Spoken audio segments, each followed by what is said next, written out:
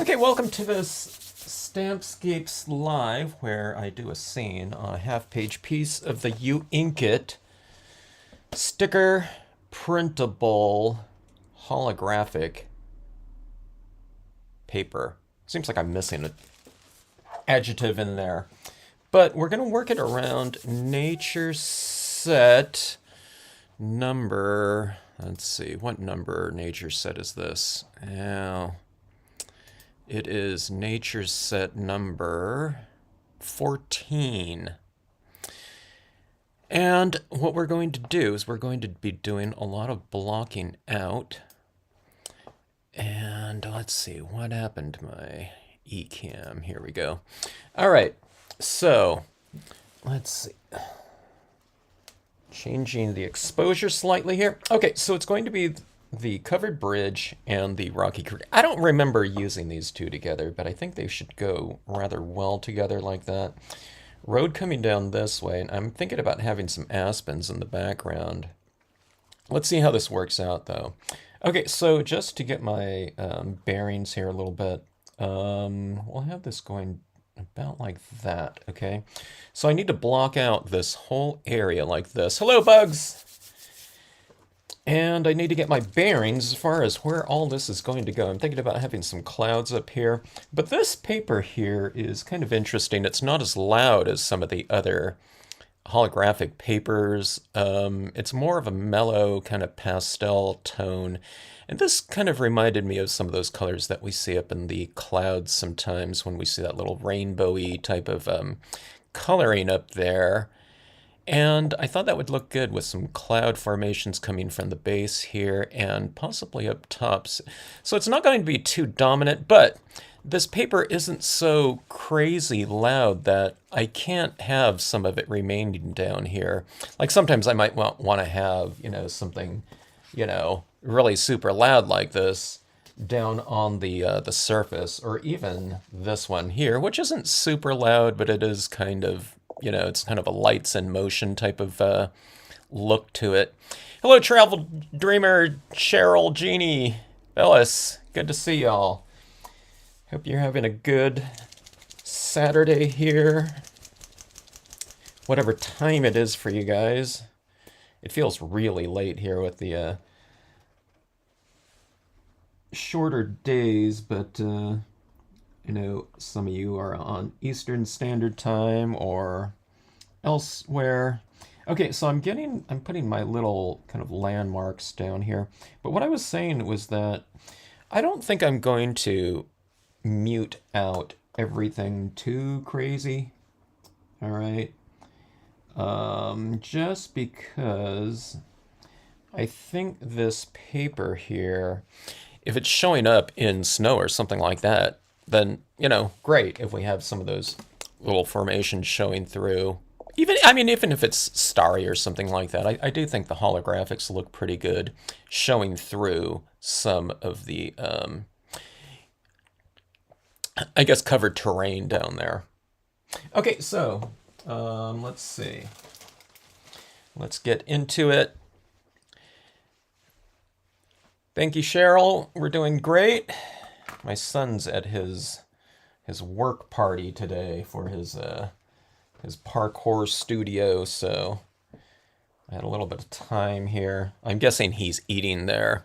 He went to they're having a potluck there, and they did have a sign-up sheet, but people didn't know what they were going to bring. There's a lot of like guys there in like their early 20s and stuff like that, in terms of the coaches at that parkour gym.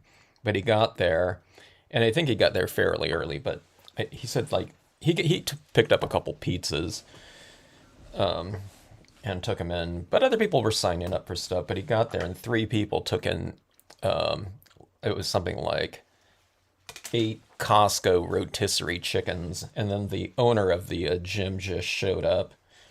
What time is it? Like an hour later than everyone else, and he brought in 2 Costco chickens. So we heard.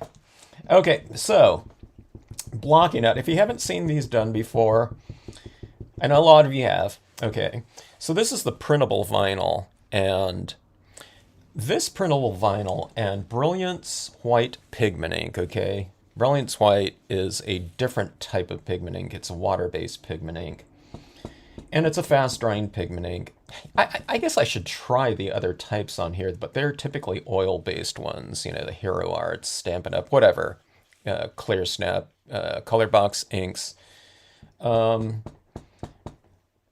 this vinyl paper is designed to take water-based media, meaning inkjet inks, right out of your printer, okay? So it tends to harmonize really, really well with this Brilliance ink, although it's not a paper that was designed for crafters, like, at all. You know, it's designed to be printed on, all right?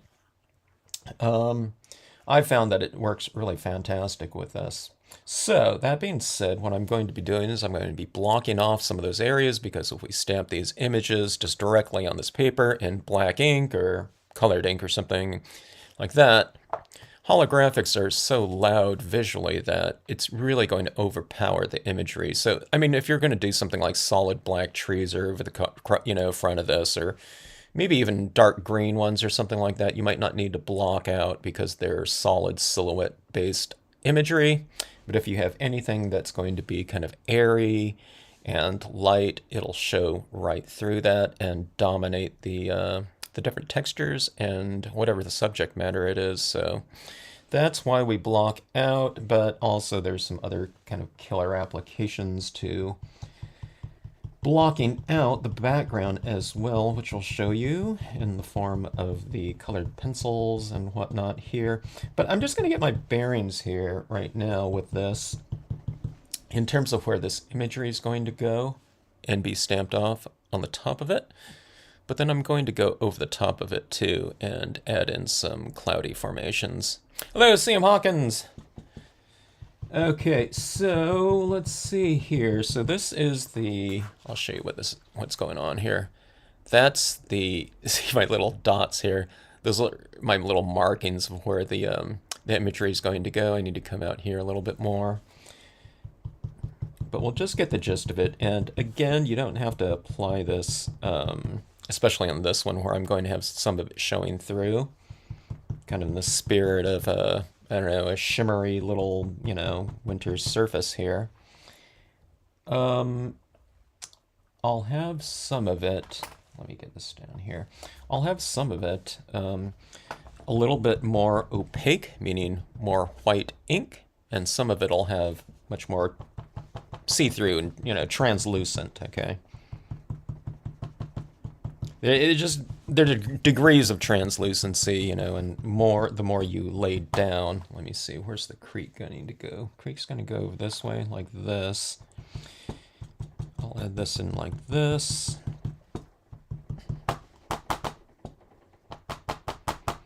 And then, I think in this water area for that creek, if I aimed it correctly, like this area right here will be more just, you know, more of the pure surface right here, reflecting the colors of the sky, and that's one of the fun things that you can do with water.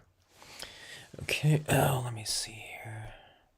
I need to turn down my volume if you're getting that speaker pickup there. Okay, so, all right, so just in general, we have this right now.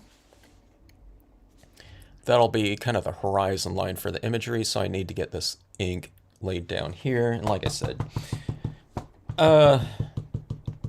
you can get a really solid application of tones down here, but you don't have to, okay? You can kind of keep it a little bit more uneven. It could be blotchy, you know, and splotchy, blotchy, whatever. And I think it'll just add to the overall, but I would get a little bit of it down here.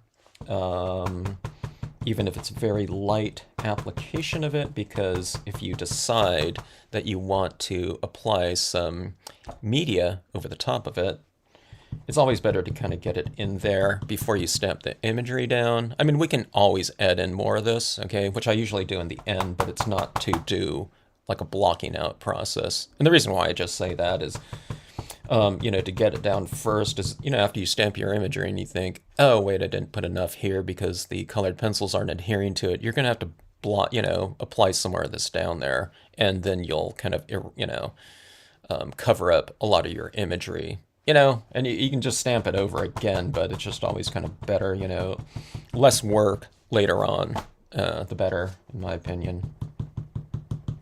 So, that being said, we're looking at something like this right here. See how kind of blotchy it is? It's not this, perfectly even application of white. And again, it just doesn't need to be.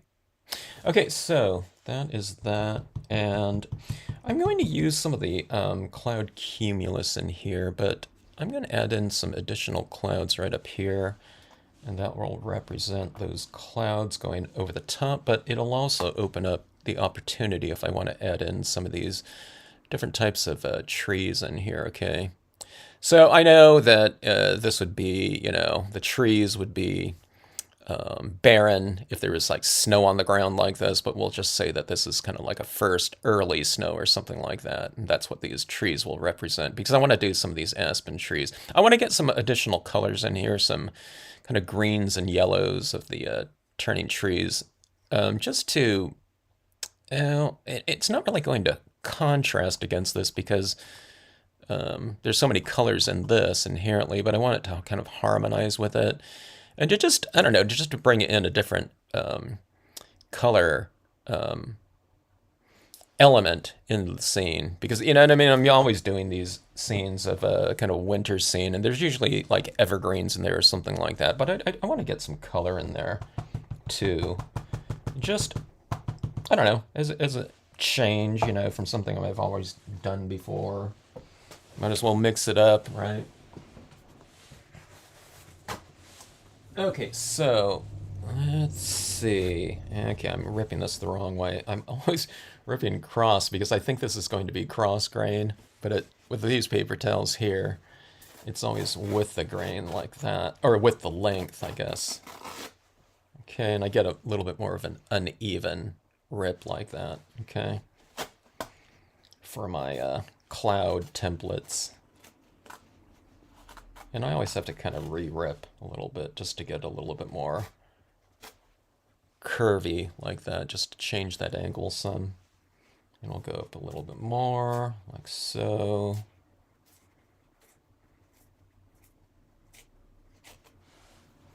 Yeah, look at that cloud there. I'm getting better at it. Okay, so this will be some clouds in here, okay, right above the horizon, and then I think I might have some coming down here like this too, so I'll have this little opening right through here, and then I'll have some behind this covered bridge, okay? All right, so let's see, I don't want to cover up everything because the whole idea is to stamp it on this paper and to have some of that, to benefit from the patterns and colors of this paper.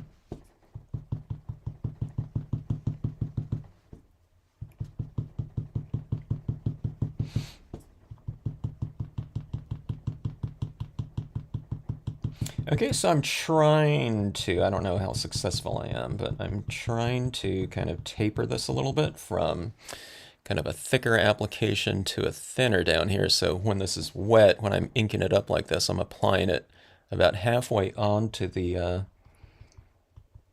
paper towel and halfway on the paper, and then I just kind of tap it for a while, and then I work it down this way, okay? So it's not a progression like this, this, and this, with freshly inked. It's kind of more tapping, and then you're moving like this, and just kind of blending it out like that, okay? And then you get kind of this look like this, and that's roughly what I'm going for. Well, that is what I'm going for. Okay, so let's see, let's go like this. I don't want this cloud like this, but I'm just using this kind of top portion right here. So just use whatever portion of the, in this case, template you want to use. And you get whatever you're going for with that application. And then just, kind of move it, creep it along, and just use whatever portion you want of it. It doesn't have to stay static until you get, that full area filled in, you just kind of move it around like this. So it might be a little bit different than using like a plastic template or something of that sort. Okay, and then I'm going to come down into this area right in here and get a little bit of an application of it, just so that I'll have something for the those aspen trees to adhere to, or the ink to transfer onto, and appear to. The ink should stamp on here just fine, but if I don't block out enough of this, those dye-based inks that I'm going to be using are transparent, and all of these colors are just going to show right through it. So I don't know if stamping in like a light green and yellow or something like that directly over the top of this, if it would even show up, or how much it would show up. So if you get white down there, it'll show up even more because there'll be more contrast.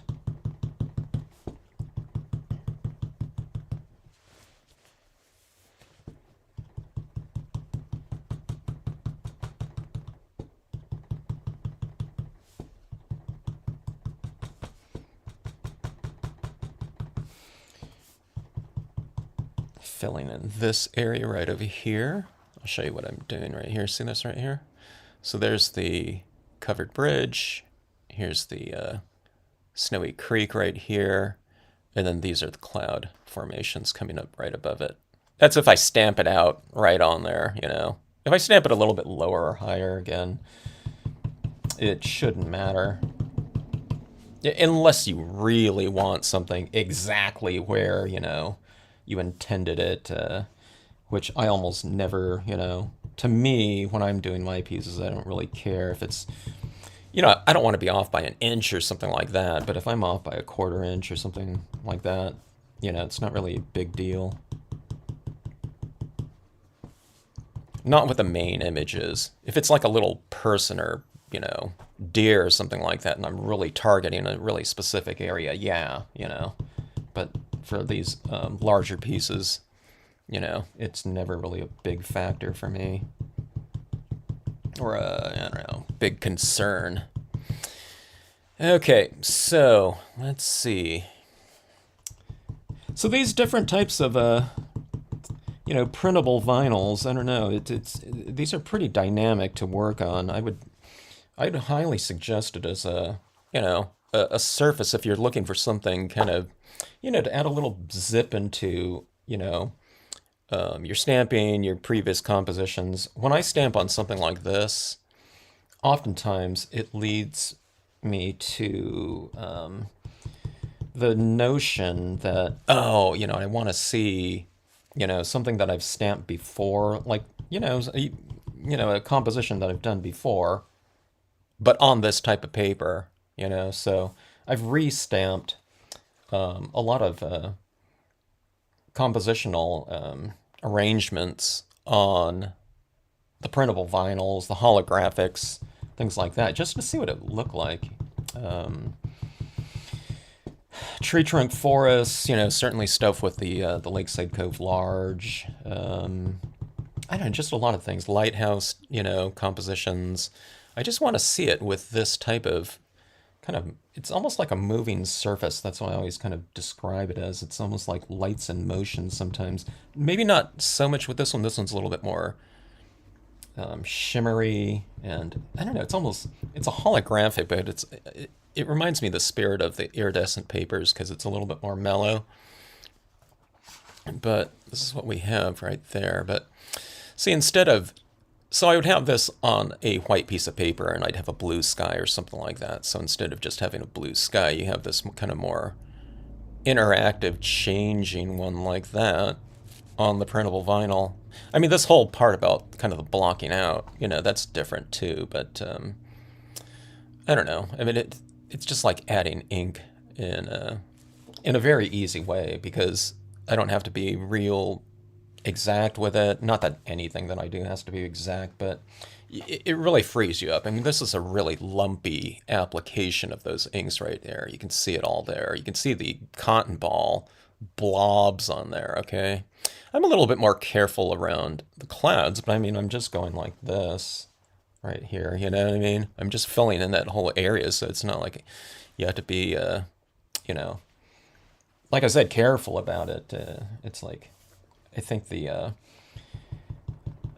kind of the change in opacity and the layering, the different layers on there, I think it looks better because it looks more cloudy or something like that, or natural in terms of what this represents, which is, you know, like moving whatever moisture, vapor in the sky. All right, let's see.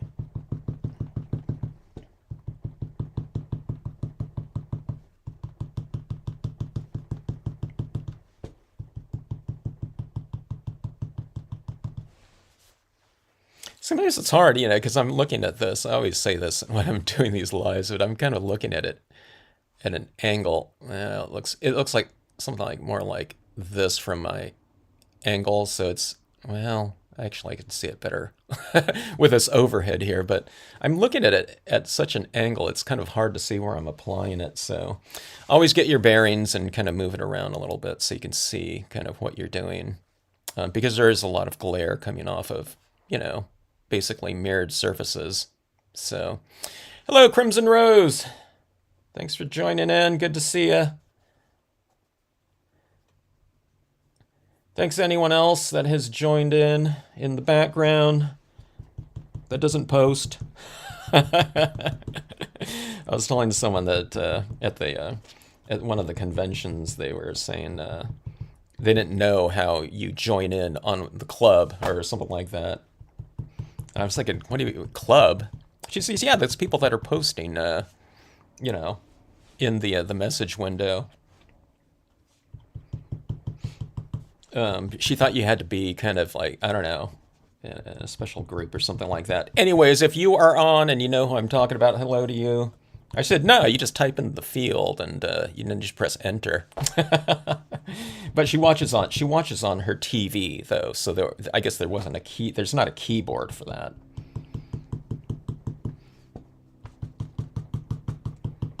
But if she is on, hello.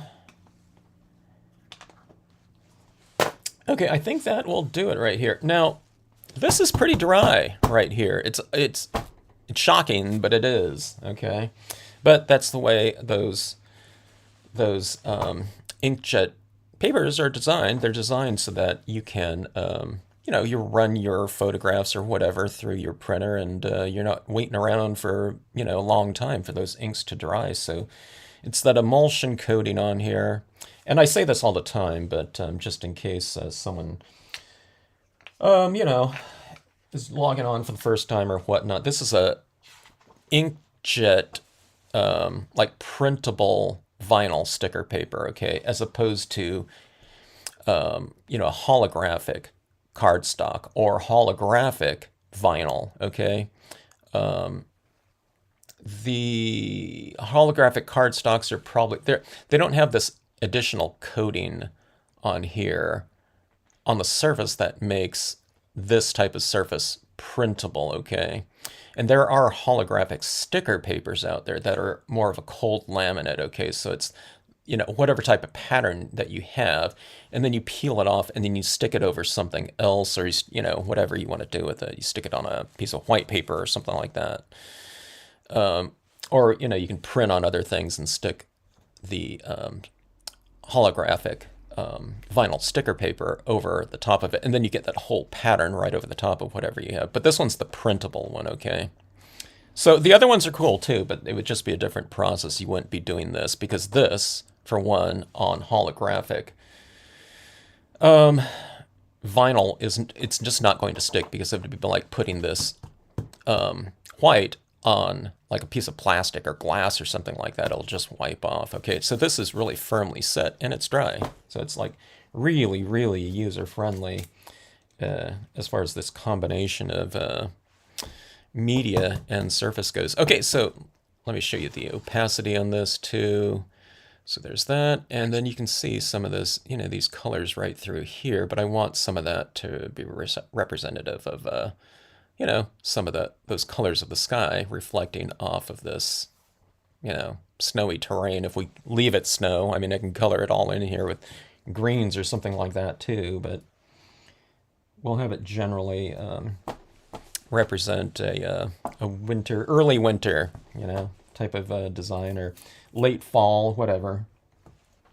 Okay, so I am just going to now on this paper and ink. I have tested dye-based inks, stays on, VersaFine Clair, and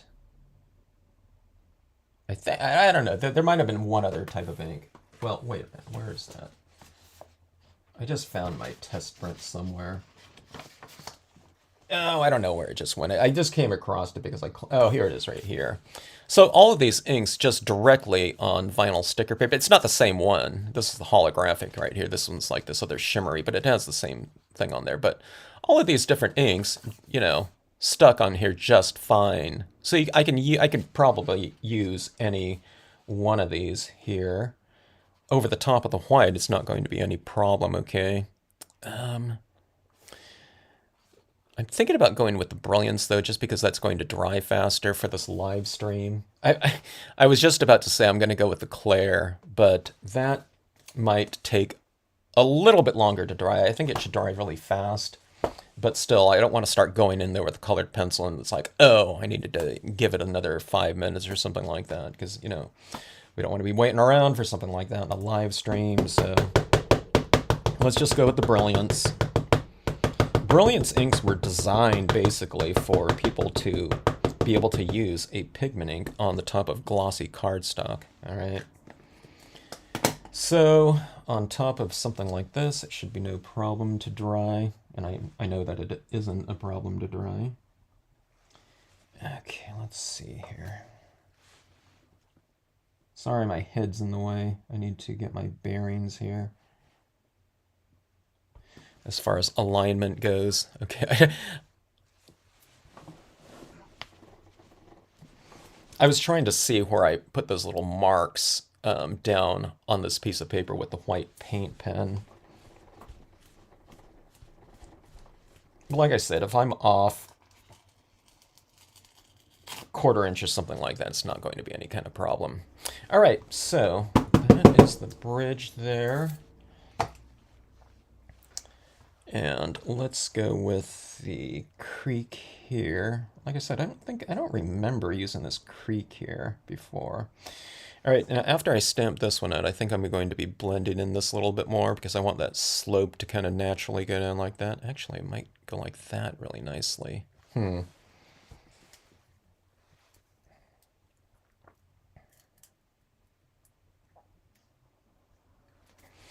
right.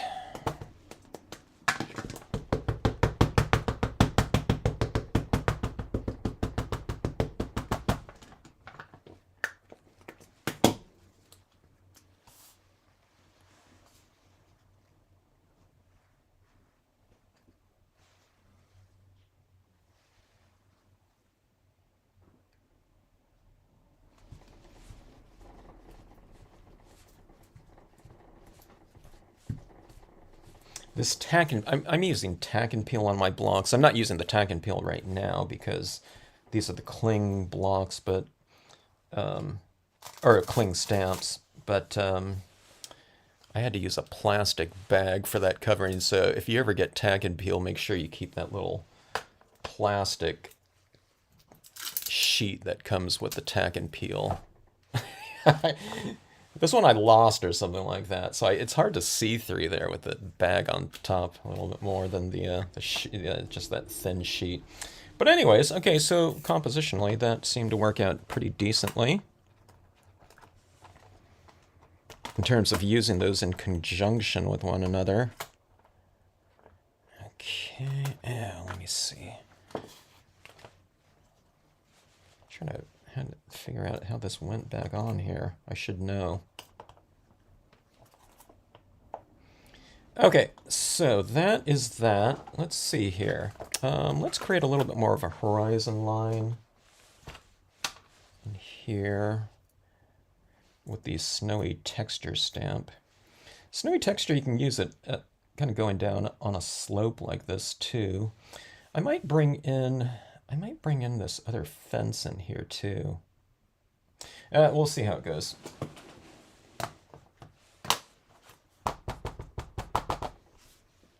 Okay.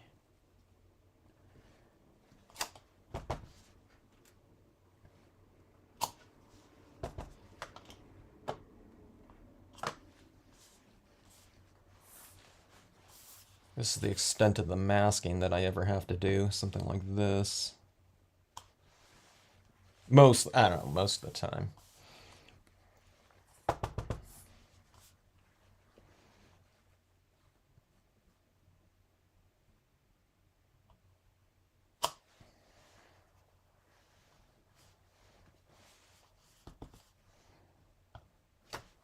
All right, we'll go with something like this. I'm going to leave this as is just in case I want to add something else down here. I'm thinking some foreground and maybe a fence if I can get, if the angle makes sense in here. It kind of comes around this way, and I don't want it to look like it's going like right over the top of this creek or something like that. Wouldn't make sense. But possibly another tree here? Maybe another tree right here in the foreground. I don't know. We'll figure it out. All right, so here's what I'm going to look at right now. Now that I have my little horizon down here, I'm going to see whether or not I should use, you know, what trees I want to use back here, or if I want to build up additional clouds up in this area or something like that. I'm thinking about going a little bit higher right up here, just because I want, you know, the tops of the trees to be somewhat blocked out. So, and I want some of the clouds to be showing from behind the trees. So I need space. Otherwise, my trees would just have to be like this tall here for the most part. Okay. Okay. When you picked up the paper and showed the clouds, I was stunned how beautiful the clouds looked. Oh, thanks, Kathy. It's my cotton ball technique.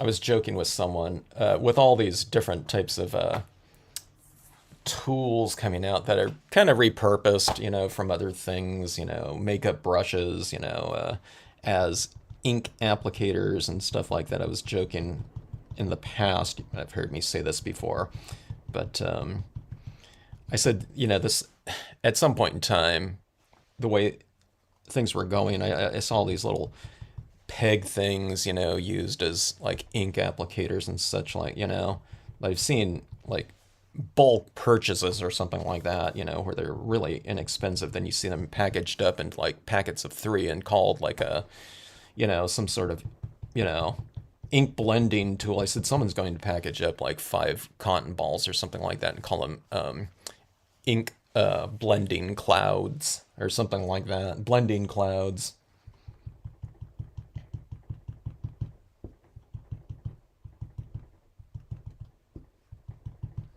And then when people say, "Oh, what isn't that just a cotton ball?" They say, "Well, no, this is it's like a special one. It's denser." That's what they always say, you know, with those other, you know, repurposed tools out there.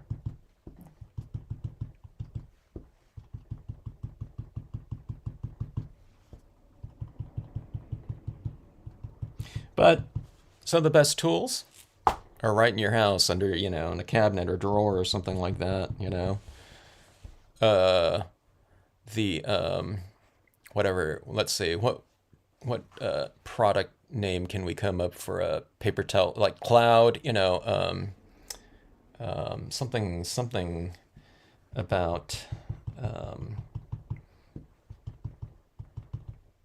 oh, some kind of template.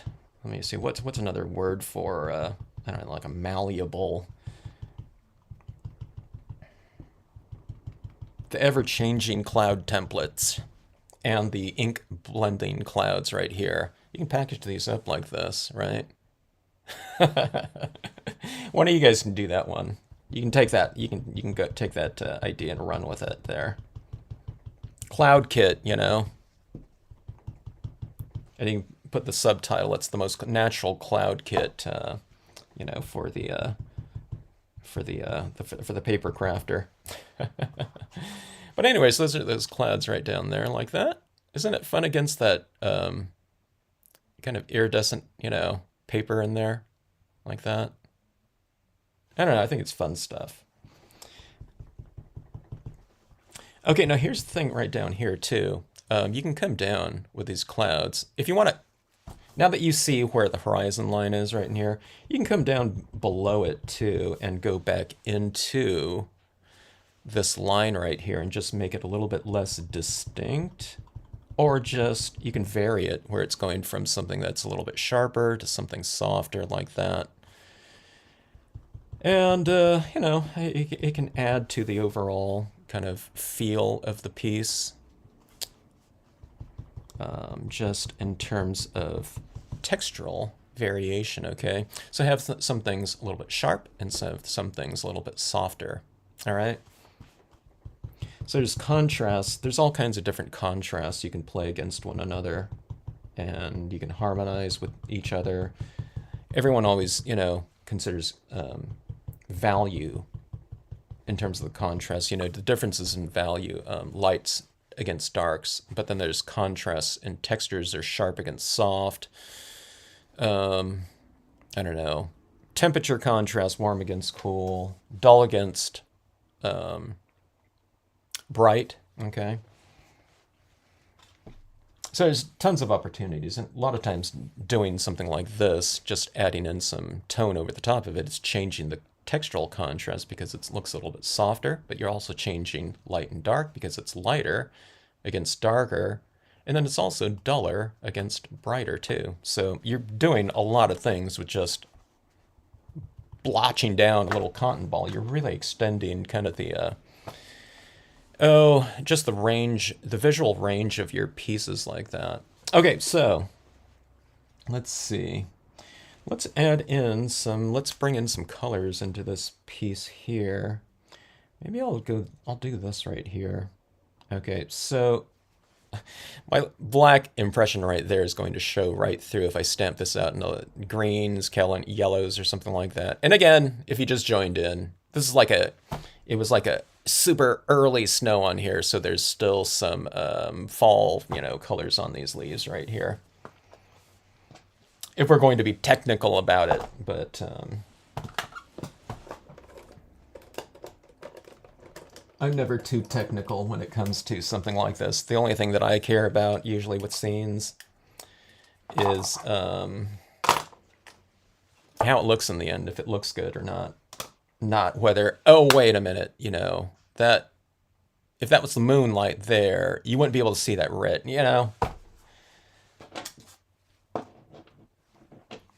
I reference nature, but I don't, I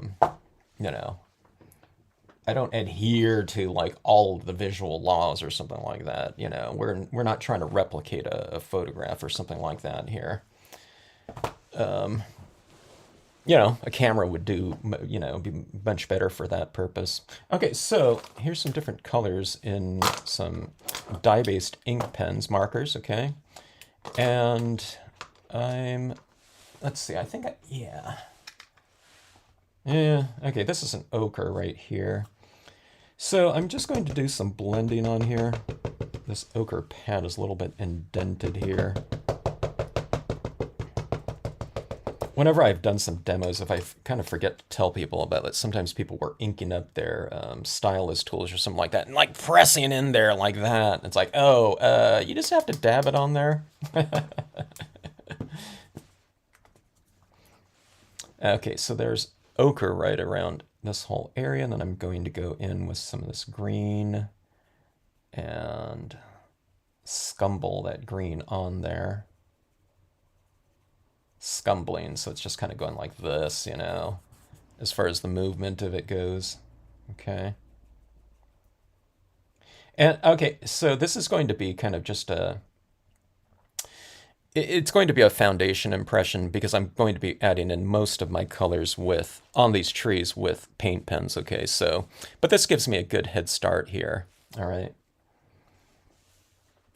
It gives me a foundation by which to build those other colors on too. Sometimes I don't know. Sometimes I add so much of the yellows and the light greens with the paint pens that it occurred to me I shouldn't have stamped this so dark, but I don't know if I just stamp it all in kind of yellows or something like that, it'd be kind of hard to see, I would think, for me to build the paint pens on. That's why I kind of go a little bit darker, but like I said, maybe I'm doing that wrong. Okay, so with so much mixing on here, I never know what this is going to stamp out as. Sometimes my green pen is a lot juicier than my yellow or something like that, or whenever you're doing this type of blending on here. So, um,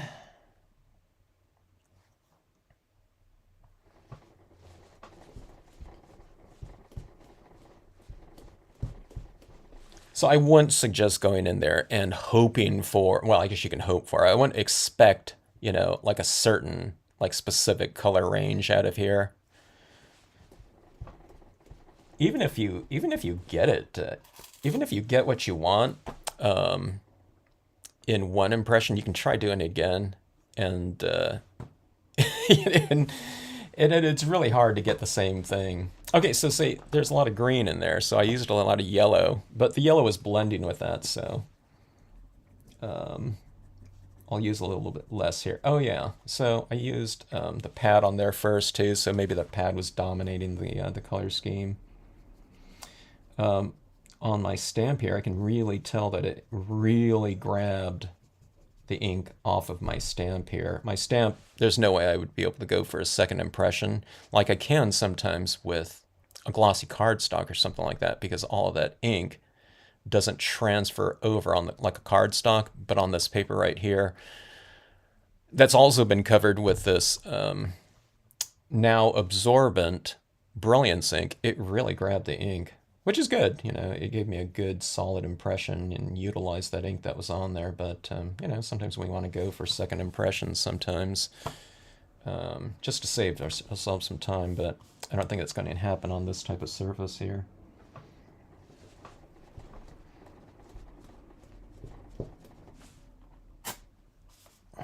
Okay, so that one was more yellowy.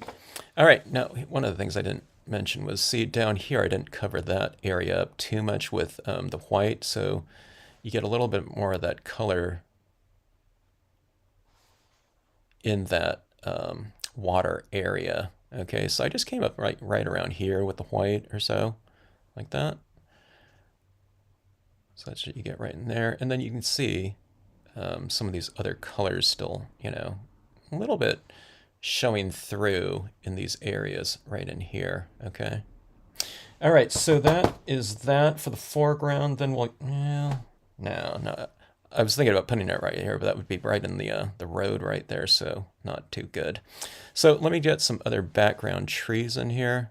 Maybe I should use the smaller version of this, or I have this Aspen Row one, but I don't have that out right now, so I'm just going to go with these tall trees, the large stamp again.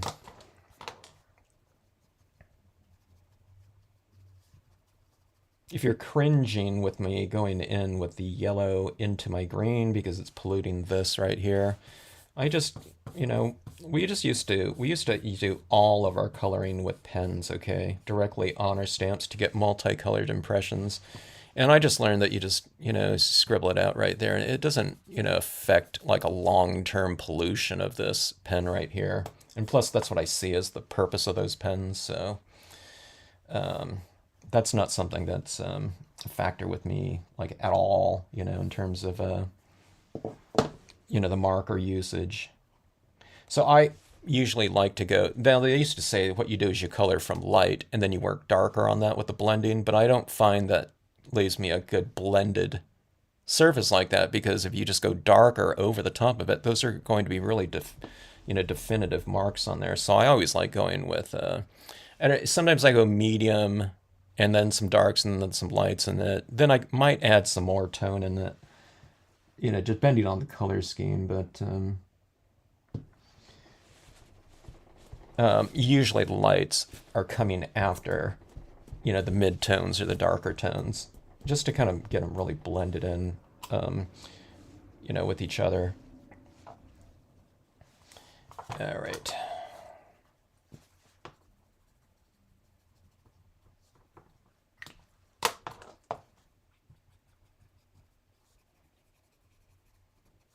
It's something that's, I find that not a lot of people are doing a lot of this anymore.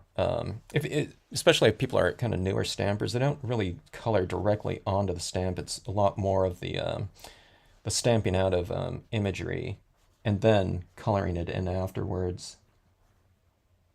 Just because a lot of the stamps are kind of more outline based, where you do coloring in afterwards. Copic markers, whatever. Colored pencils, that type of thing. Okay, let's see.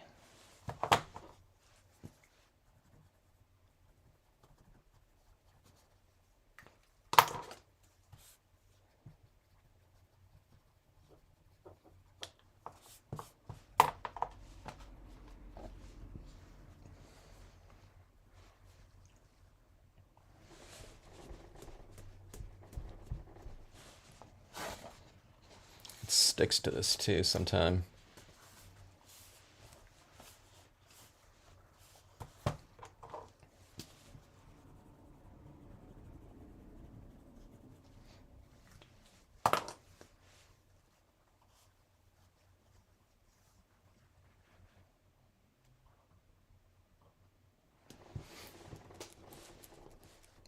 Good evening, Beth.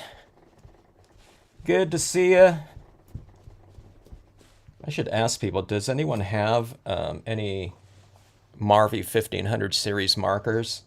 I heard that, I was shocked at this one. I heard that they're not going to be carrying them anymore.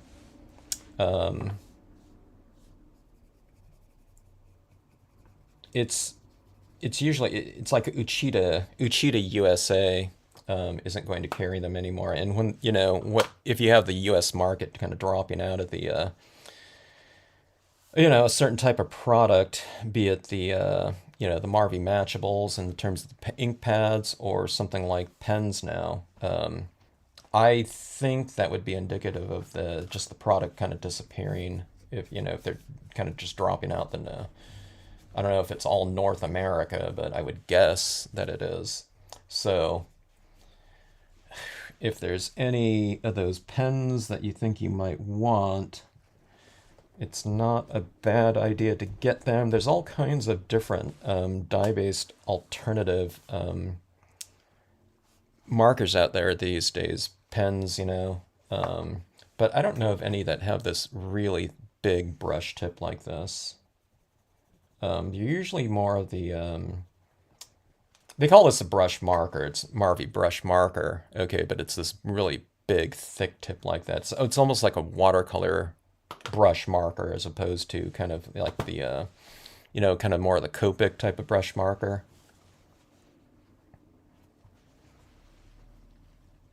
Which is much more, present these days in terms of the type of marker. But those types of markers like that, they might get shredded if you're coloring something like this, over time, that real thin kind of brush, hair type of thing. All right, so anyways, we have these inks down like that.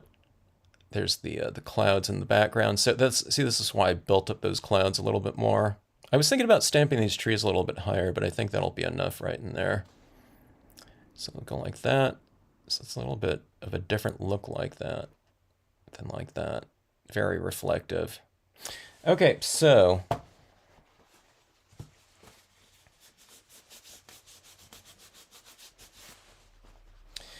all right. Let me think of if there's any other types of imagery that I want to get in here, especially before I start adding in some colored pencil work.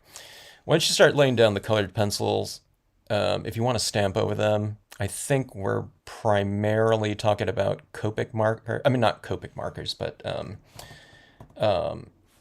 stays on inks, okay? Something that's going to stick to like a waxy surface. Right now, this is kind of like, it's very similar to me in terms of the surface kind of quality as just like some regular copy paper, okay? When you lay that pigment ink down on here, the white pigment ink, okay? So I'm going to go in here and add a lot of different tones in here, the bridge and everything like that. Maybe up into the clouds too, but oh, let's see. Let's get some additional imagery stamped out. Nothing major, but just some like textural kind of elements. So this is the tiny rock small. Let's add in, now that I know, what I was going to add down here in the form of those trees, we can add in some additional little rocks like this onto our road. So it just gets a little bit more texture down here. It unifies it with the image that ended right there, okay? And then, just for continuity, I like to bring some of these little elements, textural elements, around the rest of the scene too, so it's not just limited to that area right there. All right. And let's see, let's use this little winter brush stamp off of that same set. And we'll bring it in just, see there's those little craggy little branches throughout the scene like that, but we'll add in some around in here too. Some of the foreground areas maybe, okay? Maybe just right on the side of the road like that. So that kind of borders that, so it kind of defined the edge of that road a little bit more. Maybe I should define the edge of the road over here where so the tree's not like growing. Well, the tree's growing right here off the road. But here, let's do this a little bit more right here. Yeah, something like that. See, I've kind of brought that over a little bit more.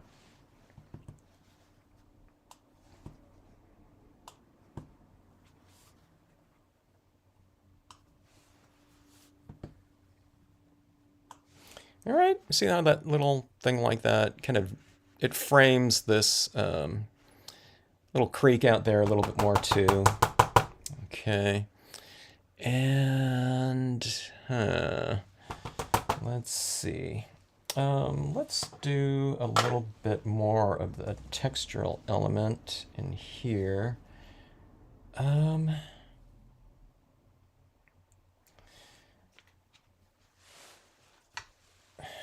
Okay.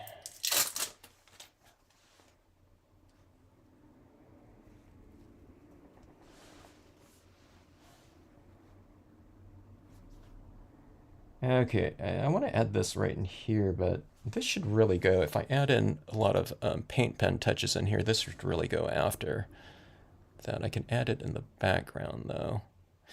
Here's what I'm thinking about. As I was doing this, I was thinking about if I add some of this tree in the background, maybe it would be better if I did it in white instead. Just as a change, or something like that. Black would stand out more in terms of contrast. Maybe we'll try both here, okay? I don't know if this is a good idea, but I don't know. I just haven't done it before, so might as well try it out. Okay, so I'm going to do a couple of these. He knows how far off the edge I stamped it, just in case I didn't think it looked good. But I don't know, some kind of dead trees like that. I'll mellow this out a little bit too. Okay, so something like that, but I think that looks pretty good. It looks more full to me, just in terms of, again, those textural contrasts that are working in there, but I don't know. I have that idea of stamping it out in white as well. I know that's like stuck in my head now, so I think I want to try that, but I think I want to try it with the thinner one, the smaller one. That's a good idea, Travel Dreamer. Yeah, maybe something like right in here would be good. Yeah, kind of create another focal point, I guess. Let's see if I can find my other leafless tree here fairly quickly. Oh, good. This little one right here.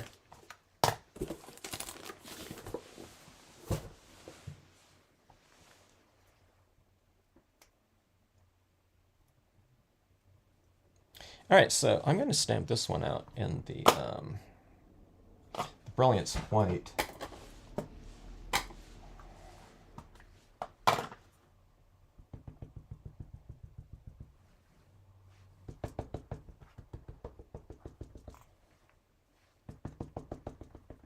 I'm looking at this, so oftentimes when I'm inking up kind of a smaller stamp on this tack and peel, now this one is on the tack and peel, I get that over stamping right there, which will wash off, but I just assume not get it on there because I don't wash off my tack and peel blocks too often.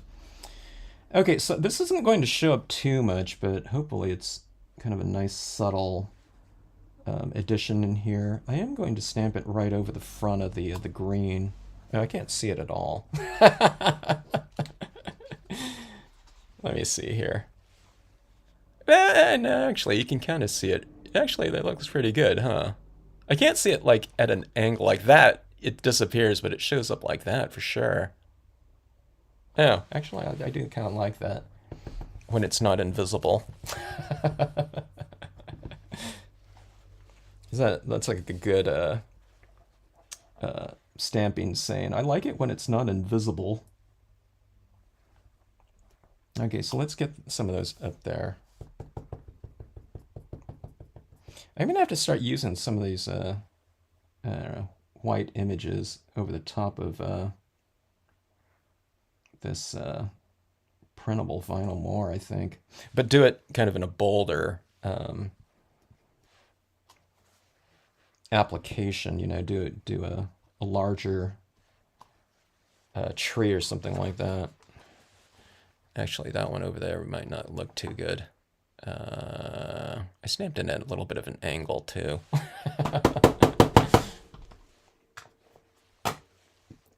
Let me do another tree right there. Yeah. And it looks weird coming out of that rooftop like that, doesn't it? Hey, you know, we got to try these things, you know, we never know if we'll like it or not until you do it. Okay, so let's see.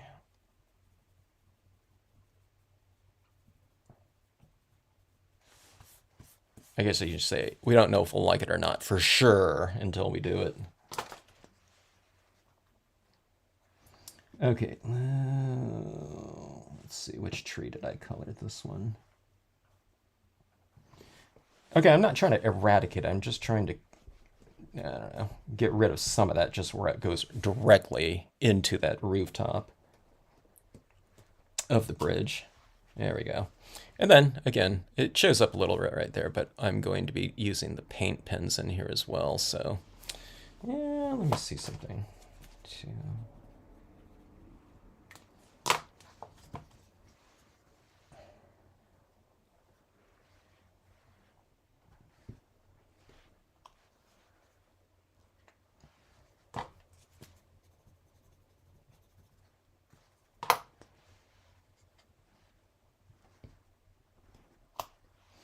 Okay. Actually, I think that looks a little bit better, having those kind of multicolored impressions in there.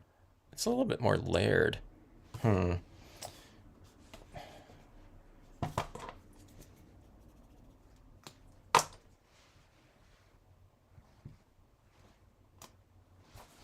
Okay, so that is that. The colors of those inks, I think down here changed quite a bit, which they do a lot on cardstocks. I'm surprised it changed a decent amount on the vinyl, or I should say, really on the Brilliance ink. You know, when you're applying these inks on here, these areas down here, we're really not stamping on the vinyl. We're stamping it over the top of that layer of the Brilliance ink, okay? just as, you know, the application of all this media right here, we're really not coloring vinyl at all. I doubt if, you know, these will come in contact with any of the paper.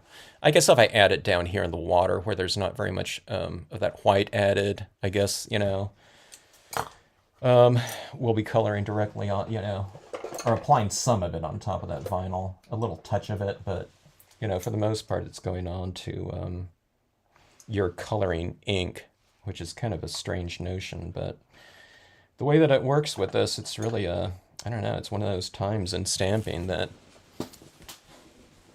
card making, whatever, that's being done.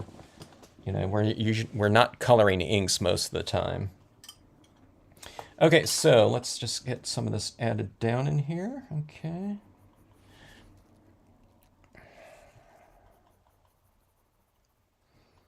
All right, so I'm going to just apply some thinner layers of some of these tones in here, just so that if I want to blend them together, if I don't have a real thick application of the inks on here, I should add in like a little bit of the bit of that snowy texture right there.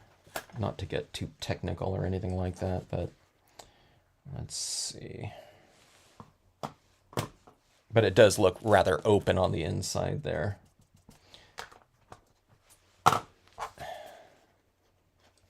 I'm not even going to mount this up. I'm just going to hand hold it just like that. And get a little bit of, well, maybe a little bit more. I took off too much ink. All right.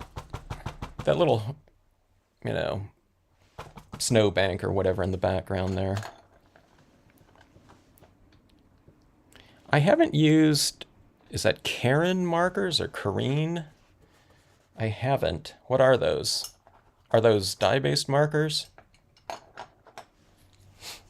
There's so many different markers out there these days. A lot of them are like no-name brands too, which some of them I have. There's so many different types of markers made for the adult coloring book market that it really opened up a lot of doors for, I don't know, like affordable marker options, alcohol, gel pen, dye-based. It was so insane. It's like markers, a lot of markers, some of them not, in terms of, you know, cheap, but there are so many different markers out there and different media out there that are cheaper than a lot of the stuff we were picking up like 30 years ago. It's like vastly cheaper now for, you know, the equivalent types of things. Not everything's made, you know, equally. A lot of things are better that are, you know, sometimes you get what you pay for, but there are certainly some really great options out there these days.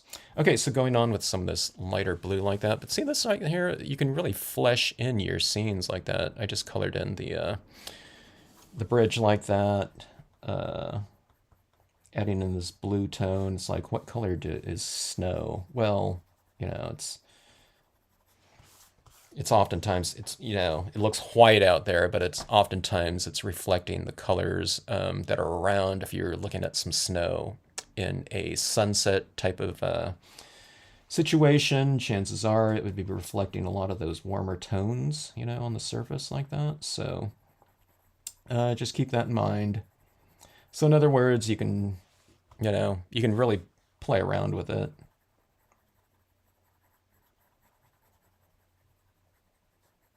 Sometimes, like something like this, maybe not on this paper right here, but I like to go for this kind of more antique looking type of winter scene. So I might be stamping everything out kind of more sepia looking tones, warm tones, brown tones, stuff like that. Maybe the, not on this paper here either, but like it's like the distress inks. They have so many different tones out there. But the original idea was kind of these more aged ones, so antique linen, walnut stain, old paper, those types of papers like that in a kind of an old fashioned kind of a winter terrain is kind of fun.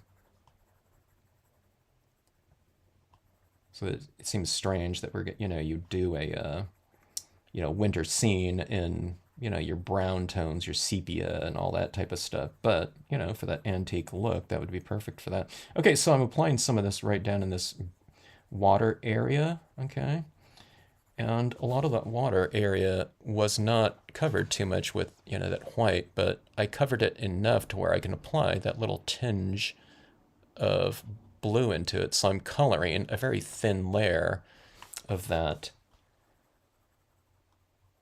Brilliance white ink in there, and it's sufficient for the colored pencil applications. It doesn't have to be a very thick layer of that white really at all. You can just it can almost be practically like a dusting of it, and it's enough for kind of a softer colored pencil to work on there.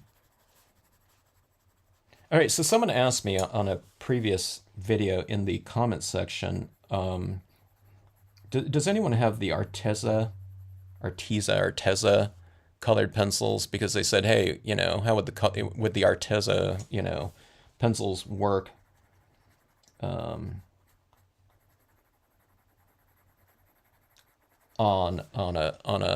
On a piece like this, because I mentioned that the softer the colored pencil, the easier it is to transfer on here. And I didn't know. I just know, the only thing I know about Arteza is I think they made kind of a. I know they make a bunch of different things, but I've only seen. Was it? I think it was their dye-based markers or something like that being used, but I didn't know they made a whole array of different types of media. But if any of you know anything about that, let me know. I she asked that in the comments section of a video, so I was just going to direct her over to like a colored pencil forum, because that's that's the area to get that type of information on. I asked a few questions on one of those colored pencil forums too. When I started using my colored pencils a lot, I was getting asked a lot of questions, and I just didn't know the answer to them because I'd only used the Prismacolors, my really old set of them. So I didn't know what the differences between the some of the bigger manufacturers out there, but it seemed like the Prismacolors in general, and I know the older formula ones are different too. Which I have, but I don't know. I guess the basics were that a lot of the older Prismacolors were really soft. So, yeah. Dye base, they are vibrant. Have not tried them on stamps. I'd have to look at the tips on that one, Travel Dreamer, in terms of if the tips would be able to handle coloring, especially if it's a real textured stamp, like something like this. There's a lot of bumps and texture on this, so you don't want to go with I know you wouldn't color Copics, alcohol markers on this, but I'm just saying the tip of a Copic marker. Let's say it's on a dye-based surface like that. I would be really careful about going back and forth with something like that. I would probably go in the direction of that tip, where you're laying it down this way, so that tip is never getting kind of like sanded down basically over a bunch of texture like something like this would have on it. So you'd have to be careful about that. Different types of tips on something like this that's fairly flat, that doesn't have a lot of, super amount of texture would probably be okay. And then if you have something like this, where there's a lot of like little dots down here especially, that would be like running a pen tip, depending on the density of the tip. It'd be like running over If it was super soft, it might be like running it over sandpaper or something like that. Not quite that gritty, but you know what I mean? Over time, you wouldn't want to destroy the tips unless they were just, you had your special set of pens that you were just doing this type of coloring with, but you wouldn't want to go back to, here's an outline design or something like that that has all these little areas, and to fill, go back and do that type of coloring with that set of pens, because it might fray them, the tips a little bit, if having kind of a real detailed part of it is important to you. Sharpen tip. I don't know. Are those Karen markers? Are they double-sided, double-tipped? With like a extra fine and a fine tip or something like that. Old Prismacolor erasable pencils. That sounds really familiar.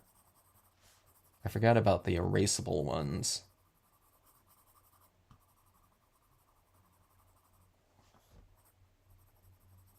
Erasable. That sounds like something that I forgot about those, but if I'm remembering it all. But did those come out like in the 80s or something like that? Hello, Jeannie. Oh, Debbie. Well, there you are, Debbie. I'm looking out for you, Debbie. I didn't answer you because I didn't know the answer to that. But yeah, but check out. There's some colored pencil forums out there, and that's where I asked. I said, hey, what's the difference? I think I said, what's the difference in the main brands in terms of softness or something like that. Or someone might have asked them that, and then I saw this breakdown of, the main brands. I'm not talking about, going on Amazon or something like that, which those brands, I'm not against, but on those colored pencil forums, those are colored pencil artists. And, they're probably using some of the better colored pencils out there, or the main brands for their colored pencil work. Okay. Those people that are on those forums aren't, people that are probably buying a set of 100 different types of pencils for, $15 or something like that. You know what I mean? It's probably the main brands or something like that they're using. And yeah, there were some really good breakdowns of kind of the general qualities of the different brands out there. But they said, I think one of the comments, I'm trying to remember how they worded it, but it was something about the Prismacolors basically being, what did they say? Yeah, it's probably been a year since I was on there. But it just in general, they said they were generally the softest ones out there, or some of the softer ones. Okay, but that being said, too, I've heard that some of the watercolor pencils too. A lot of people use watercolor pencils for colored pencils work, and maybe that watercolor pencil part of it, might make those ones really soft too, because they're going to be water soluble, and you're kind of, you're laying them down, then you're going back into them and dissolving them with water. Well, you don't have to dissolve them with water, you can just use them as colored pencils too. So if some of those kind of are softer too, and there's some really good deals on that, that might work out as well. I would imagine it would adhere to this paper just fine. Okay, so anyways, here's my blue tones going through to this kind of wintry look right in here. Let's see, we have all these little areas in here with those little rocks. You can go in and just kind of add some of that around. But just in general, I added, these colors a lot where, the darker areas were on the scene. So I'm not just kind of making all these areas up, like, where I'm applying it to. I mean, you could, make it up yourself, but see, there's these little areas on here that, and I'm just darkening in these, or I'm reiterating the slopes right in here. So, all you have to do is, you don't have to invent all that. But like I said, you certainly could, but I'm just, I'm just adding this little color embellishment around these darker areas like this for the most part. And that keeps it really easy for me in terms of my, decision-making process in terms of where I add this into, okay? So that is that, and I really need to sharpen some of these pencils up here. Here's my stubby little black one, okay? But you can go in and you can really kind of embellish, or not embellish, but kind of reinforce these established areas that are black in the impression here. Okay, you can go in and add. See, this is black right here, but I'm kind of adding it like that. So you're just kind of adding that grayscale into these areas. So it makes it just look a lot more kind of fleshed out, I guess, with colored pencils too. It's kind of a softer look too. So I really like how adding this into the holographic foundation of this really contrasts against, maybe not so much on this one right here, but that paper up there, I mean, it's a louder surface if I'm doing the whole thing, you know what I mean? But I blotted, covered a lot of it out. But I just find this softer terrain down here, or the softer visuals down here, contrasting against a holographic look up here to be just a nice, kind of complement to that look in there. Now I'm going to try and improve on this drastically with some paint pen work on here, but I think it looks okay so far, just like as is, without even going into those trees with the paint pens. But I think the paint pens make it look a lot better, usually. Except for the ones that I ruin, And I don't ruin them, but sometimes I tend to go a little bit crazy with the paint pens. Adding media to surfaces, I mean, that's the fun thing about, making things right. And I go overboard a lot, but hey, that's the fun thing about it, right? So, why not go overboard? You know what I mean? It's better than kind of holding back, all the time on something like, hey, I don't know if I should add some more. You know what I mean? But if you want to, why not, Okay, let's see here. The manufacturer says that you can use them on wood. Well, if you can use them on wood, I don't know. That sounds pretty good. I'll look those up. Yeah, if you can use them on wood, that's a good thing. That tells me about the quality of the tip, Hello, Linda D.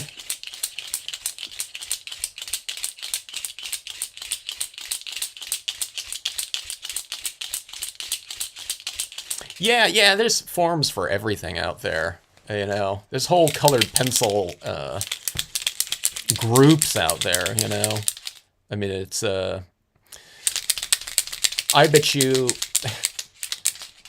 I wouldn't be surprised. I mean, I would be a little bit surprised, but if there was like an Arteza colored pencil group, or something like that, who knows these days? There might be like 5 people in it, but I wouldn't be surprised, too surprised, if there were groups like that. Okay, I'm shaking this up right here.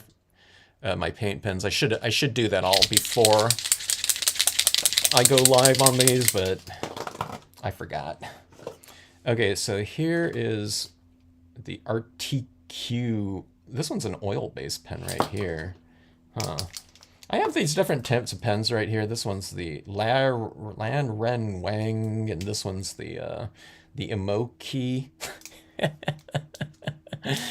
These names, I'm sure I'm butchering all these names, but I'm trying to find out which one of these pens works really good. Sometimes you use them in conjunction with one another too.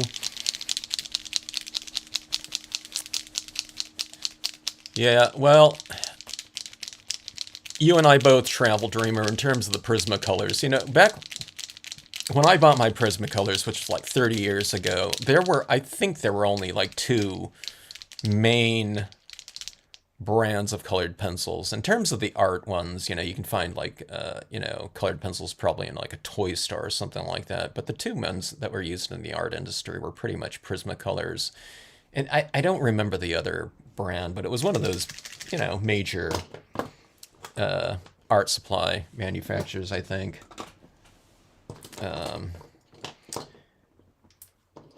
The Prismacolors, as far as I remember, were the cheaper ones. And, being a student, I got the cheaper ones. And then I hardly ever used them. I don't know, I think they were required for us. So, in one class. And then never again, in any other class I ever took. So I just didn't use them. So they sat around for a long time. And then I wasn't really using them in stamping either. All right, so adding in some of these shimmery, I like to make my trees, my aspen trees, fall trees. Doesn't have to be aspens, but any kind of fall coloring. I would like to make my trees really kind of appear like they're kind of shimmery, right? That's what's so really fantastic about those leaves, is the way that light hits them. So that being said, some opacity. That yellow in there isn't going to be as opaque as it looks right now, because I just know it's going to dry, and it's going to it's going to be a lot darker with that green, in this case, showing through a lot more. But what I'm doing is I'm just going to, you can look at this paint pen work as something that's kind of like like your dye-based inks. You're laying down your base layers, and you're just kind of building up. And the more you build it up, it should kind of get a little bit more opaque when you add this down there. Okay, so remember, this is a water-based marker right here, acrylic pens, right? Acrylics are water-based. So what this could be doing, as that ink or paint dries, it might be putting some of the dye-based ink that I've already laid down back into solution, and it could be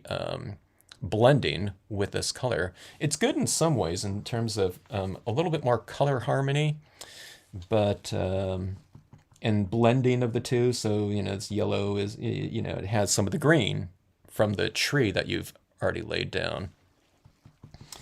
The colors of the tree that you've already laid down. But sometimes it really makes you have to do a lot more paint pen applications than you really want to, ideally, because it's like you might lay it down like that. I think, oh, that looks pretty good. But then it's like, oh my God, it darkened so much by the time it dried, I have to go over it again.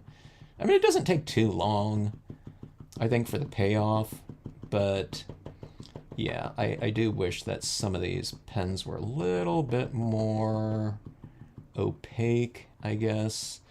I had hoped that the oil-based one, let's see right here, would be a little bit more kind of raised and shiny, but it might not be the oil-based aspect of it. It might be just that this pen brand, I mean, the pigment to binder, which is oil, and this one's water, that ratio just isn't very high, so it's a little bit more anemic. That's the one part about certain types of media. There's certain types of media out there that are really inexpensive, okay, and super affordable, but on certain types of applications, it's where they it's try to save on money.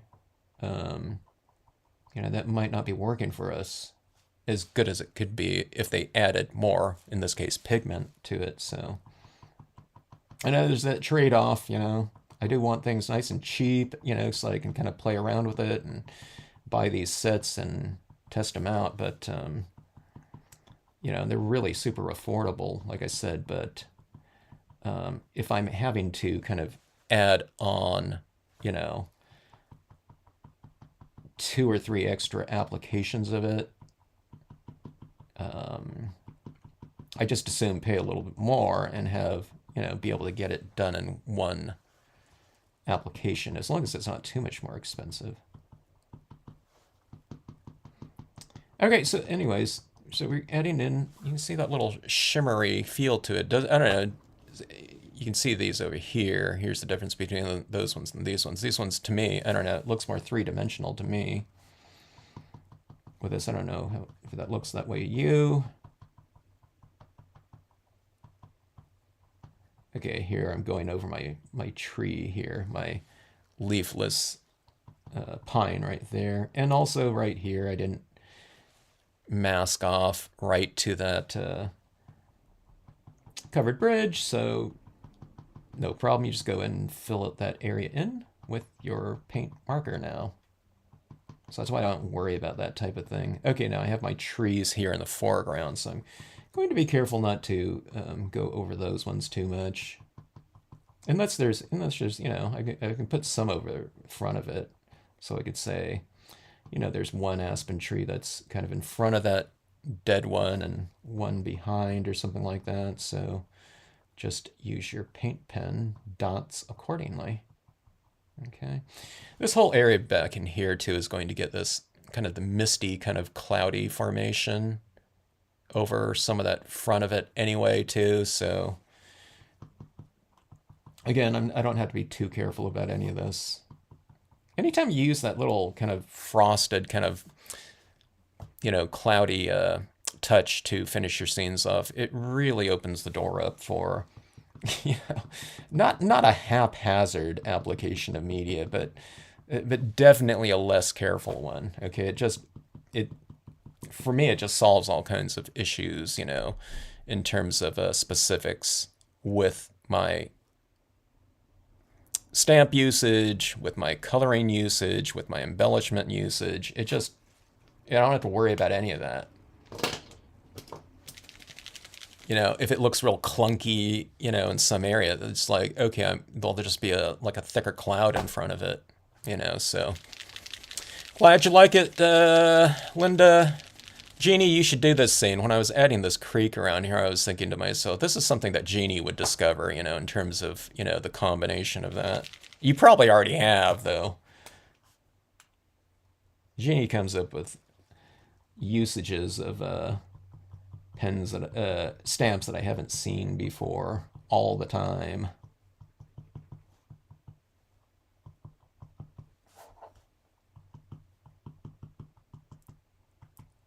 There's sideways usages, angled applications.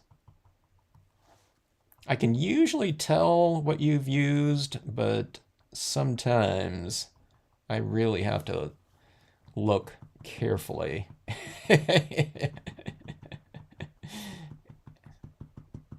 And ponder. All right, this isn't looking too bad. A lot of, you know, that yellow didn't disappear quite as much as I thought it would. Okay, so I'm going in with the Lan Ren Wang. Now this one right here, this brand does mention that they use more pigment than other brands, okay? Now I don't know how much more.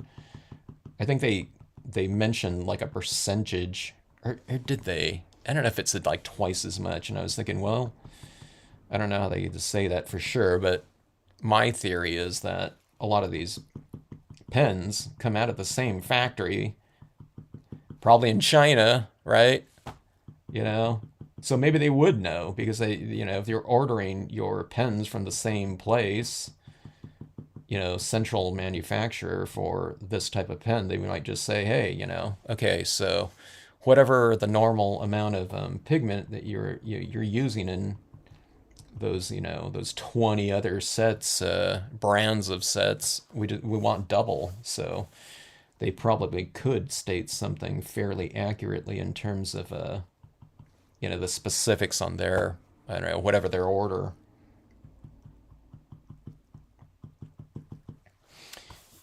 All right. Now this is the artiste. This is the 0.7. I don't know if I need to use that, but let's go ahead and go in there with it anyway. I usually go from, okay, so I worked from light to dark with the colored pencils throughout here. And then I'm usually with the paint pens because they're supposed to be a little bit more opaque. I usually work from darker to lighter. So I've been going on here with the different, well, that one looks a little bit darker, but Did I use? I don't think I used the Arctique one yet. This was the oil-based one, or did I? I don't think I did because this feels cold. My hand would have heated it up. Okay, but the Artistra one's the zero point 0.7 millimeter. Let me see if this. Sometimes my zero point 0.7 millimeters look a little bit more opaque, and I have so many different hues or values too with these pens too. So this one's a lighter, kind of more pastel yellow. Okay, now this one looks really good on here. I'm sorry I can't zoom in a little bit more. But this one looks really good. But again, I just have a feeling that it's going to, when it dries, it'll be just so much lighter. So I don't know if we'll be able to see it like at all. Okay. All right, so I'm not going to spend too much time with that one just because it's a really small pen. But let me try this. Let me try this oil-based one. I haven't experimented around with these ones too much. The color is right. It's kind of like the that pastel version of the 0.7 Artistro.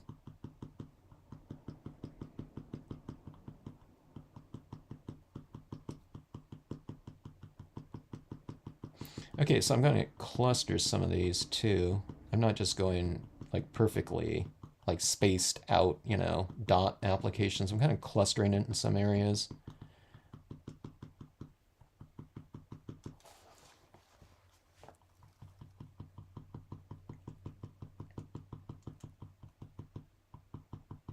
Not the most engaging, not that any of this part, you know, my videos are, but engaging kind of live stream kind of content here, you know, someone going on with a pen and adding, you know, whatever, 2,000 dots on something, dot by dot.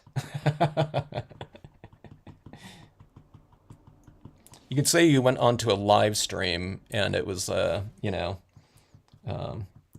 a stamp scene making where someone was like, it was like watching the leaves grow.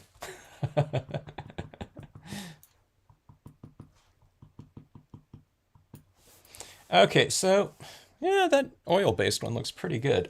I'm kind of wondering if the oil-based one is going to remain lighter, because in theory, right, the oil-based shouldn't be putting water-based media back into solution and blending with it. That's in theory, but so I don't really know for sure. Okay, so this is supposed to be fall, so let's go ahead and bring some of this. I think this one will be a good one for this, or maybe the Artistra one. But I'm going to use some of the this yellow here and put some of these leaves down on the ground. Okay, you can put it in the water too if you want to. I'm just kind of clustering some area. You really can't see it too well, first of all, because yellow on white, there's not a lot of contrast with that, but just, I don't know, it creates a little bit of a bridge between the objects that are of that color and then you putting some of it back in there like that. So that snow in general, I mean, it should be a little bit reflective of the colors around it too, in some ways.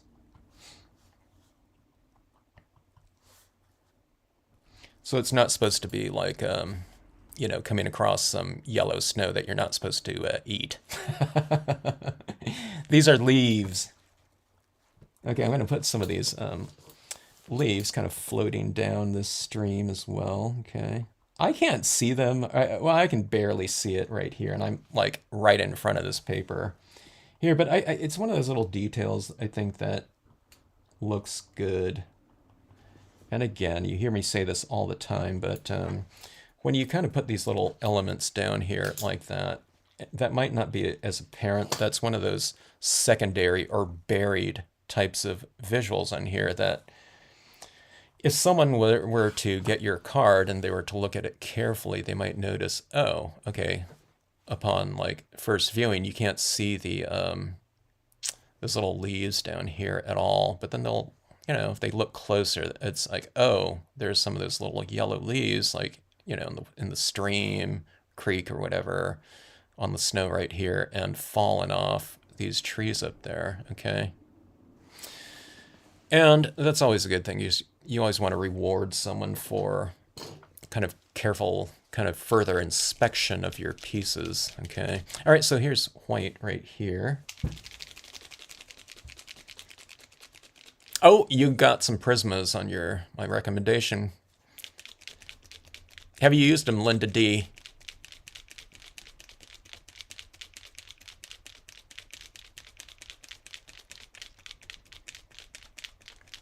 Oh, thanks, Travel Dreamer. Dot paintings. Yeah, it's like doing these little dots on here. It's like pointillism or something like that. Watching someone do pointillism. It might be more interesting in like a time lapse video, which is why I do those kind of like sped up versions too. You know, rather than watching me kind of apply these little dots. You know, one by one like this. You can just watch the you know, the 10-minute version where you know, the entire scene comes together in you know, 10 minutes.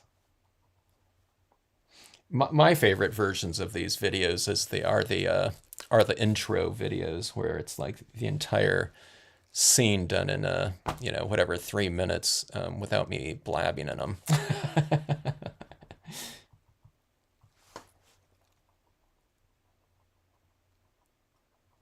Okay, so here's the white right here, and you know, that white is really adding that nice little shimmery touch to the trees.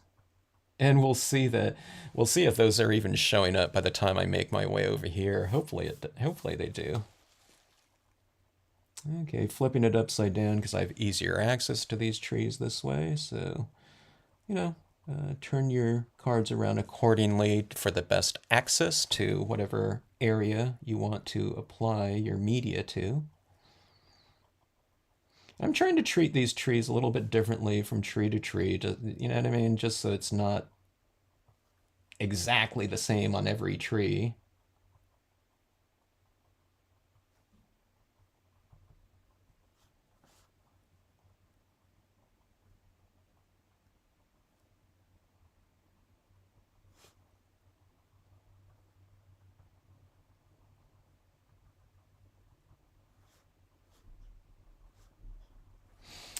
Okay. So the white in those trees, it really helps it to bring it, you know, together with the rest of the thing so that you have some of that color from over here, you know, the whites and just in general in the trees, but then you have some of the color of the trees down here. Now that's a little bit hard to do with something like that. That's why we added those leaves down there like that. So there are some little green touches too with the let me see if I have a really pale green, larger. Yeah, here we go, right here.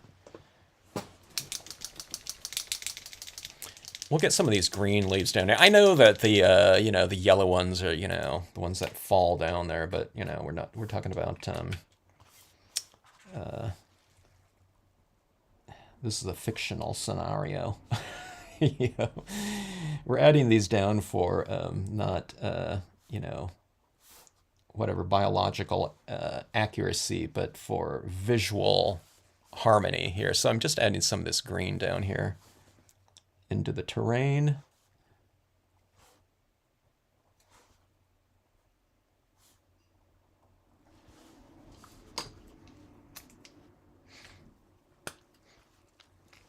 I didn't totally forget about that animal in here. I still might add something in here, but I'm not sure. The detailing with the pens and everything like that are pretty prominent. I'm not, I don't know, I'll figure it out here. Okay, so here's some of that white. I really like that white in the trees. And you can see there's a certain white down here in the snow, right? But snow is really very, very reflective of light. So you can see my, you know, white of my paper here is just so much whiter than the pigment ink applied brilliance on the top of, the sticker papers here. So I want to bring in more shimmer into these areas like this, okay? So let's bring a little bit of this reflective type of quality into some of these areas. I'm just kind of adding this little shimmer here and there, okay? You see where I'm kind of like grouping it like that? All right, so on the road, I don't know, you can just put it wherever because it's supposed to be flat, but see like on these little sloped areas like here?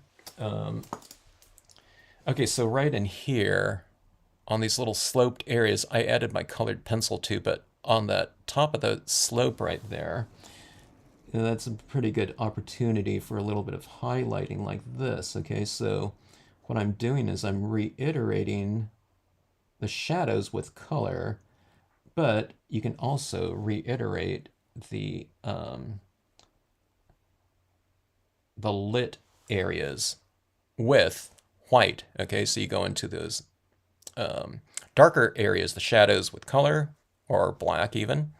And then when you're going with white, you get the opposite, do the opposite. So on the top of this rooftop right here, you can also do that thing, what do they call it? Lineless coloring or something like that. I'm going to have some of that rooftop up there showing a little bit, but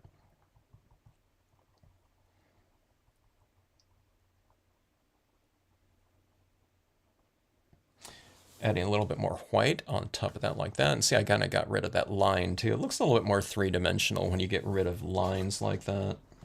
Or I subdue them. Or on the corner, or the edge of this stream here, you see where it's like white meets, the shadow area right in here. You can go in those types of areas like this. And it's subtle because you're putting like a lighter white on top of a white. It's just a duller white, right? But did you see that right there? Here, I'll just do that one little bit right there, okay?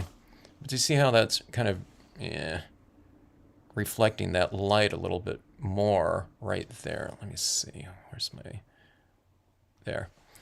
Okay, so let me go in and do that too. So let's go on the side of the creek like this, maybe on tops of some of these rocks right in here too.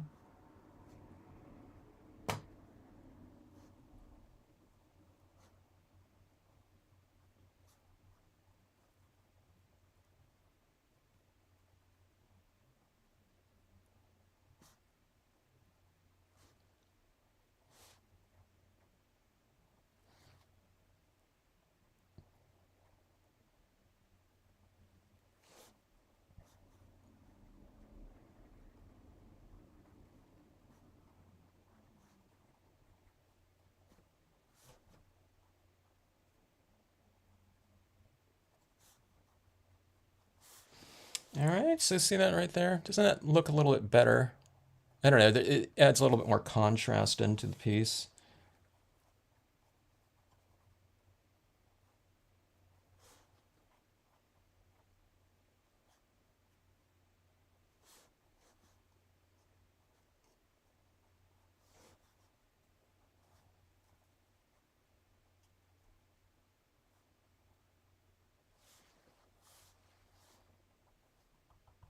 That white's remaining up there pretty good. And right down here too. I thought more of it would disappear, but and it's holding pretty well. So I won't need to go over it too much.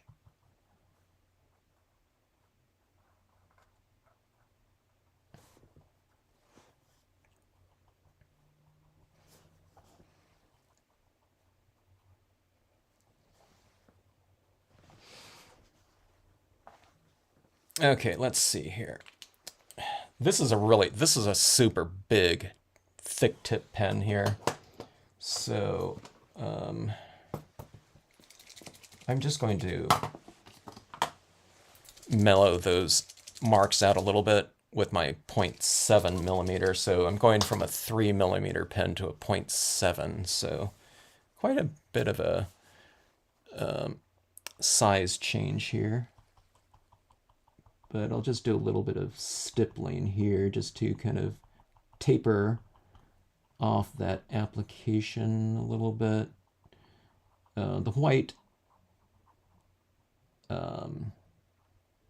pigment ink will do a lot of this too, but I'm just giving a little bit of a head start here for those areas that I might not go over with the, some additional brilliance ink.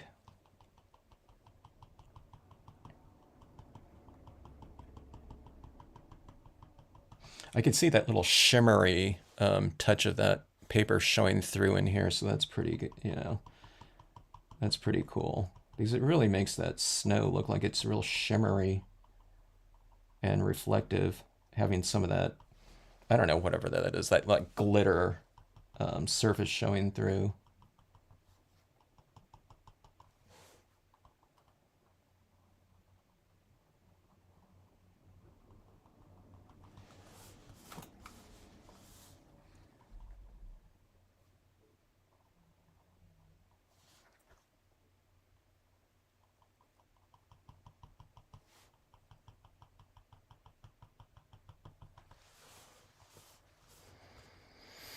All right, I think that is it. Let me see now. This is the one that I was thinking about adding in here. That's a little bit too big, though. That, it'd be like the size of the, you'd be like a Doasaurus Rex. I'd have to put it like down here or something like that. I think that I need a really tiny. Like I could put him on the road here, but I don't think this is. I don't think I want to do that. Yeah, but this would be too. This is like the perfect little spotlight here for something, but it would have to be like that tall, you know. So yeah, that might be. Maybe I could put it like right here, I think. But I don't want to. I don't want to have its little head there. Now this might be kind of interesting though. These people right here would be perfect for this little spot, like walking up there, like going for a little bit of a stroll. As long as that, I don't want that black part like going right into that little character like that. But some people, going out for a like a winter kind of walk, like something like that, may be kind of interesting. But I don't know. Yeah. Maybe some little birds up here would be good, though. Okay, so anyways, let's get to that brilliance ink and put on some of the finishing touches as far as the media goes on here.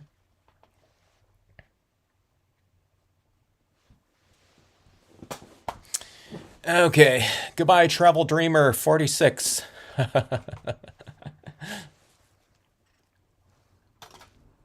Oh, yeah. 7:02 here. Yeah. 13:30 down in South Australia. Okay, so let's go in and add some textural variation to the scene in the form of some white pigment ink, again, with just the same cotton ball that was applied to make those clouds in the background like that. All right, so here's what I'm going to do on this. There's a lot of sharp areas all around in here, okay? Crisp areas, okay? And we want it that way when we were stamping things out. We don't want to stamp something out and say, oh, that looks really great because it came out blurry, right? But having some kind of diffusion over some areas, I think, really helps it out. So we see this area right in here, and I think that looks okay, but I just think it'll look kind of cooler if there's a little bit of this little variation in here slightly. Now see how slow this is going on? That's just a little bit of white ink that's been applied there. Okay. It's a little bit blurred out. Here. Okay. So I might want that tree to be crisp, okay? But I can make it, we can retain some of that crisp aspect of it, but just make some of it a little bit softer at the base, like it's, and in this case, it could represent kind of a fog or something like that in there. Oh, I almost forgot. Okay, I remembered, but then I forgot while I was working on this. I often add in these little trunks with my piece. So if you look at it closely on these, you can see this little trunk goes up like this. And I don't know if you can see it on this stamp right here, but there's this little line that goes up like this periodically, like a little bit of that trunk showing through the branches in there. Okay, like right there, there.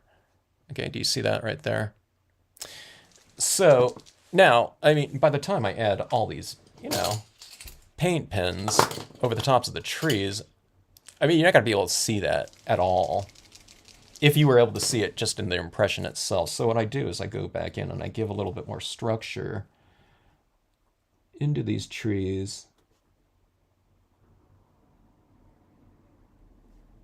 with the white paint pen like so. Okay.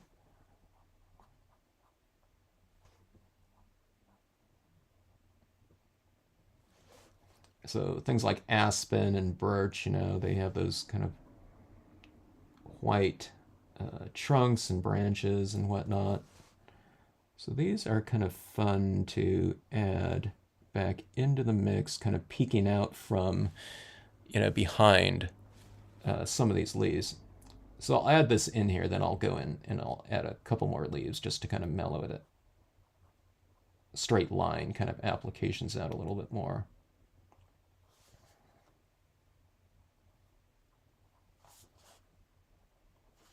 So after I add in those trunks in there, then I have some branches kind of coming out from those areas. You don't have to connect it up either. It can just be, because there'd be leaves in the way, so you wouldn't be able to see it anyway. But they give it a little bit more structure, and I guess when we're doing this too, it kind of makes sense for these bare trees in the background to have some of these younger trees with that same type of white structuring. Okay.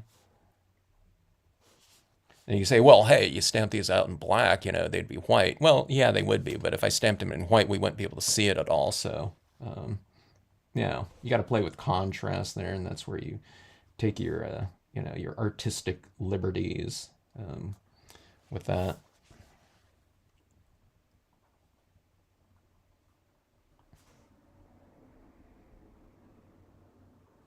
You can see you make some of these a little bit thicker in some areas like this. Some of that trunk is showing through a little bit more in some areas of the tree.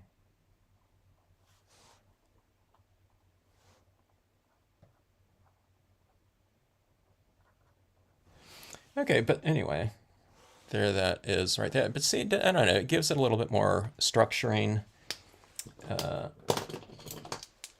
And then I'll just kind of go over some of that,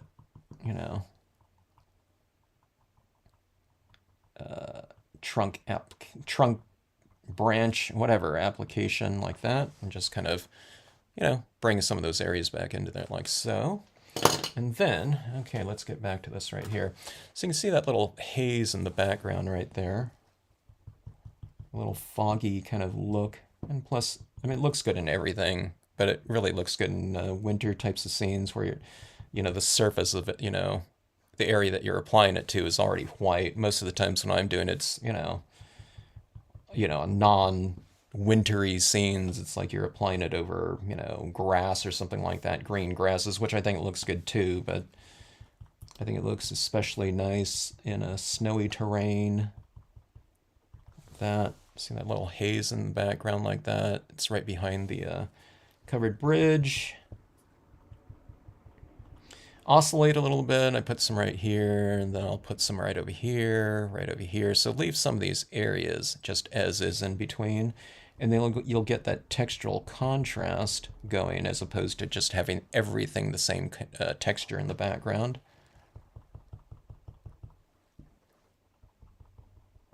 So this is coming from the base of the trees and up, but then we have these clouds in the background too. You can have some of this coming over the tops of some of your trees too. Like you might see a cloud kind of going over, the top of a mountain or something like that, and it's kind of, kind of creeping over. It kind of puts these trees kind of within that kind of atmosphere, putting a little bit of distance between this tree right here and this one just by putting some white pigment over this one right there. See that? It separates it a little bit like that.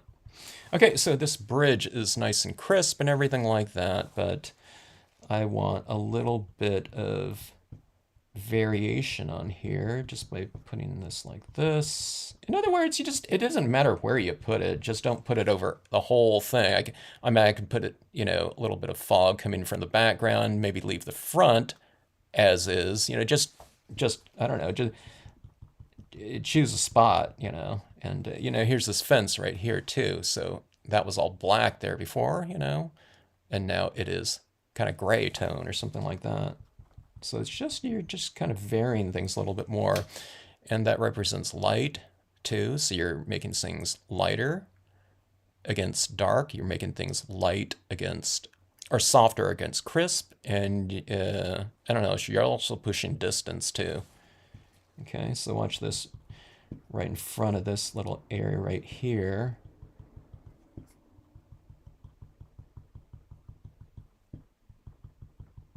Do it with a really dry cotton ball too, and it'll be really easy for you in terms of handling.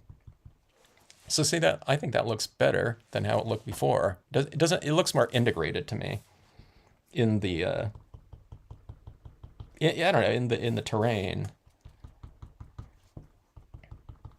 These trees are looking real similar to me, so I'm going to really add quite a bit to this tree right here, just so it's a little bit different. Like this little opening in here is kind of where some fog's kind of coming through them like that. Okay, and we have these nice crisp trees right here. I think this is a good opportunity for a little bit of a variation right here.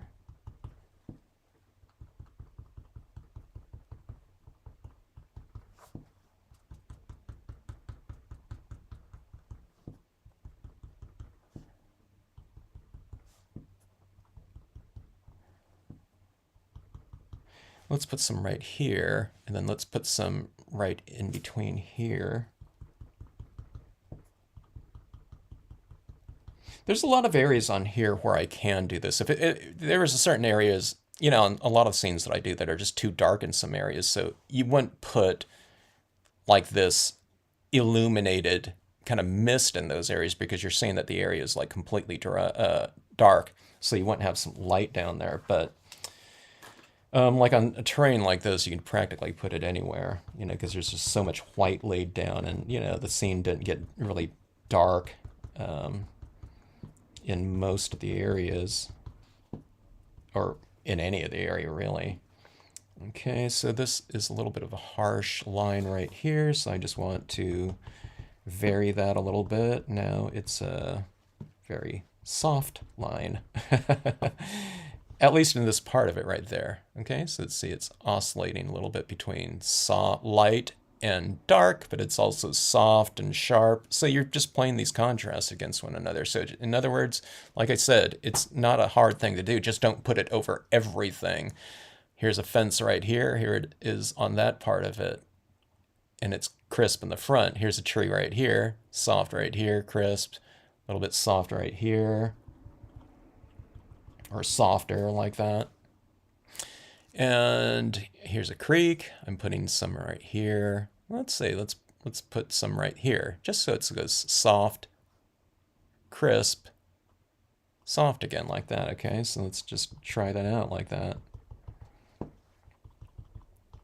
So now here's the thing too. We just stamped it out on all black, but now there's like gray tones in here, and gray tones right here. Here's black right here. So you can get a lot of variation just, it's like after the fact, You don't even have to kind of plan those types of things out if it's this application that you can add in the end if you want to. Okay. All right, I kind of like this area right here in the background being a little bit lighter. Let's see. If you want to build your clouds up a little bit, you can at this point in time too. I mean, we could have done it at any point in time, but you know, being that we're doing this already, you can kind of see what your clouds are looking like and if you want to add some more or not.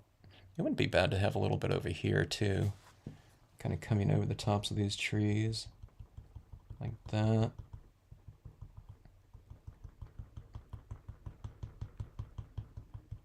So here's a little bit more white right here. See that now? So it kind of defines those trees a little bit more, like that. It doesn't show up like that too, which is kind of cool too, you know, so it's kind of like a, now you see it, now you don't kind of application on the holographic foils.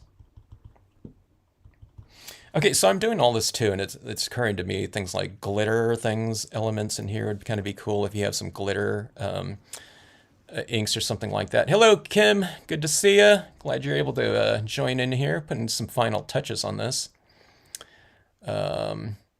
Yeah, Candy, there is a really tiny deer. Yeah, that one was, I can't remember the name of them. The person that drew those ones. Okay, I'm trying to think of that. I never worked with them. There was a lot of people that got hired after, I think it was Annie or something like that, now I think about it. But yeah, there were a couple of like really tiny little deers that would be good in here.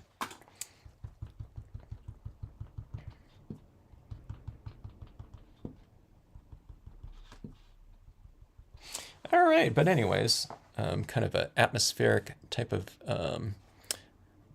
terrain in here. You see, do you see how this is kind of oscillating now? Here's some like white ink here, here. You can see where I've applied it, where I've left that going. So it's like oscillating across this way. If you look at it from top to bottom, here's, you know, some here, none here, here's some here. Right here, it gets diffused. Crisp area throughout here, and then some diffusion down here again. So I'm really kind of playing around with a lot of textures in here, or contrasts, I should say. In this case, it happens to be a textural contrast, but it's also lighting because you're putting, you know, you're applying white here, so it's, you know, it's bound to get lighter looking too. So you can accomplish, this does, I mean, it doesn't seem like, you know, very much of a, you know, significant application in terms of making something really super bold or not, but this is more about subtleties. But when you look at it overall, I don't know, if you have kind of these softer touches in here against everything that's crisper, it does, you know, make a pretty big impact from a visual standpoint. And I always tell people, people like, you know, people like soft things too, okay? Like, you know, when you see like puppies or babies or, you know what I mean? People want to touch them, you know? So that's the same thing visually. It just, you know, people might not want to touch this or anything like that, but it makes it a little bit more visually inviting when you have kind of these softer elements within a card. It doesn't have to be a scene. Like if you ever think about doing, we're doing word stamps too. You know, if you stamp a word stamp against a white piece of paper, you can put a little bit of diffusion over some of those letters, like coming from the top of it, and you'll have this softer light kind of illuminating lettering or something like that too. So there's, you know, it's just little things like that. It doesn't have to come into a, you know, it doesn't have to be a, you know, scenic stamping type of element. This little area right in here kind of can use a little bit of variation.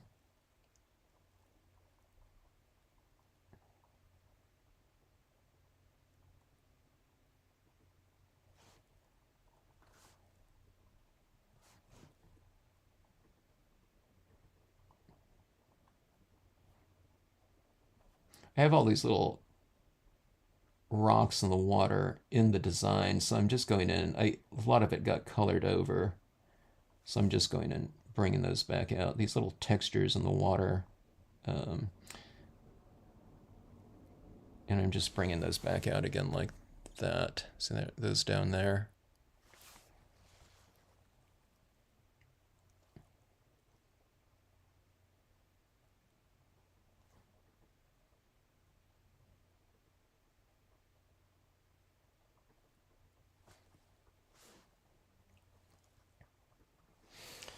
All right.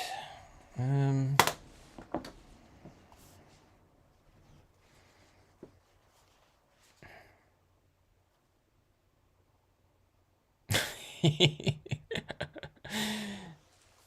think I'm going to add these in here.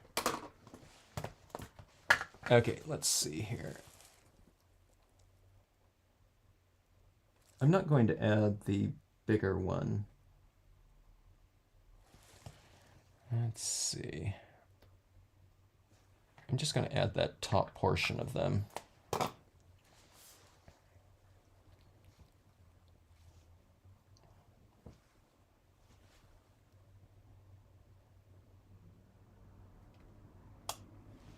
Yeah, something like that.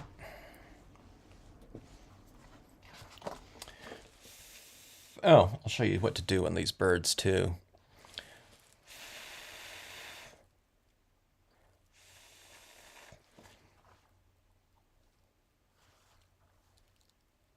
I need a non-inky finger to confirm dryness of it. Okay, so we stamped those birds out, and then I'm just going to go over it with the white ink again, and then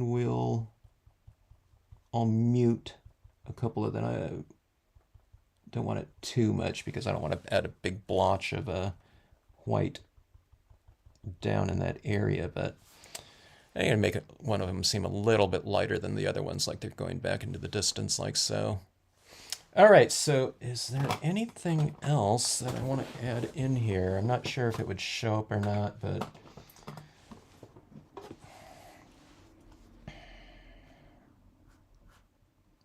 I'm going to try something here. I don't think this is going to show up, but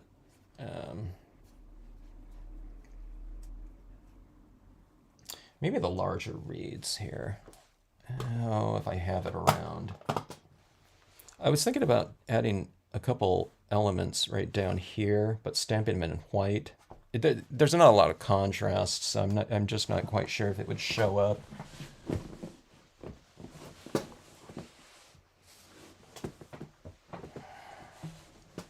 Let me go with the larger one here.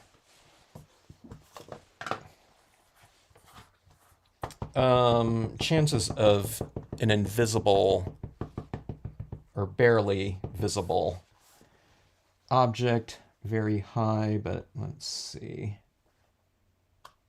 Yeah, you can't really see it here.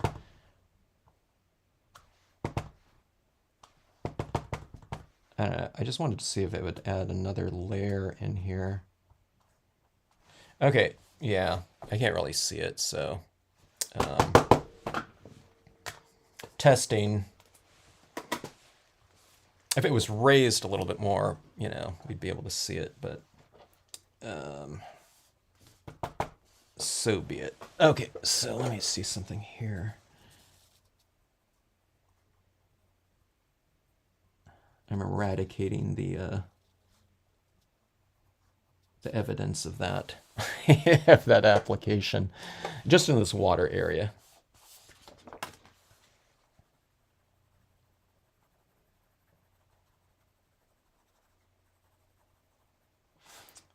Okay. Oh, let me see here too. Okay, do you see how that cloud is right there? There's that kind of natural little slope in there. I'm going to add in a tiny bit of colored pencil up into my clouds, just in the that little shadow area between the layers there. Now, I didn't plan that out. That just happened to be where it developed there, so I've just gone and added a slight tinge of this lighter blue right in there. I'll do that on a couple of these little areas of the clouds here, just to get like a hint of additional hue. And then I can see this kind of a little bit more of a blobby application of that cloud down here. So see that in the darker areas right in here? I mean, it's really subtle, but being that happened just by accident, that, I think it looks pretty good. Then you can just go and reiterate again those shadow areas, just like we did in the terrain down here, with a little bit of additional tone, like that.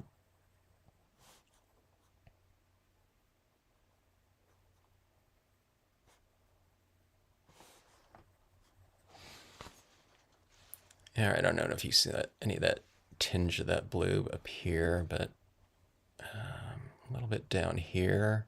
I mean, it's super subtle. I can barely see it myself, but it just kind of brings out that color a little bit more.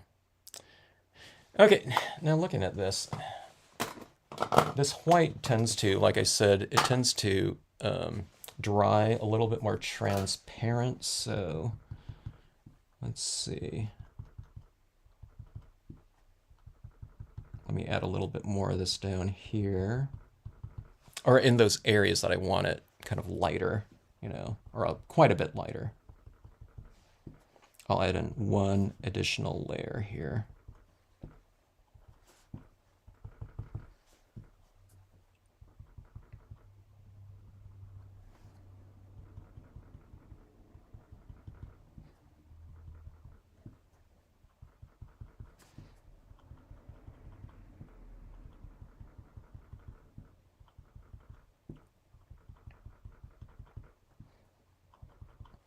All right, do you see where I added it right around at that fence too? So it's going a little bit soft, crisp, soft, as it wraps around the bend there. All right, so that is that. Let's take a look at this and see what it looks like here. Maybe I should, Linda. I'll sign it somewhere. I'll sign white on white. But anyways, there's the paper here. And if you just joined in, let me see if I have another piece of this right here. I can't wait to use this one. This one almost looks like a, I don't know, it looks digital or something like that, you know, with those little circles in there. Like one of those digital printouts or something like that. But this one had these, this pack here had 4 different types in here. And there's a regular holographic, like that, okay. But it was the, and then this one right here, this one reminded me of like ice or something like that. And just a straight piece of this looks like this right here. So I think this, you know, I don't think this is only for winter, but that's what it kind of reminded me of. Just in terms of imagining some, I don't know, these colors up in, you know, amongst some clouds or something like that, or down in kind of a snowy landscape too, or something like that. But that's remaining kind of right throughout here, okay? Like about like so. Look at those trees in there. Those white trees in the background. They're like completely, you know, invisible at certain angles like this, but then it's like, here we are. Like I'm talking about these white trees over the top of it like that. But anyways, okay, so that's up there, but you can also see these colors down here in the terrain, okay? I mean, I brought in some of those, you know, the colored pencil work down here, but you can really see that tone down here in the water like that. But it also, it's showing through a little bit in certain areas that I've left the white application of ink a little bit lighter so that some of those tones show there. I don't know if you can see it right in here at certain angles. There's a little bit of that, see that, like that purple showing right through here. It's the same purple as that right in here. But, it, you know, if you look at much like this at other angles, you know, it's not going to be really apparent at all. So, yeah, there it is right there, too. Like behind that tree right in there.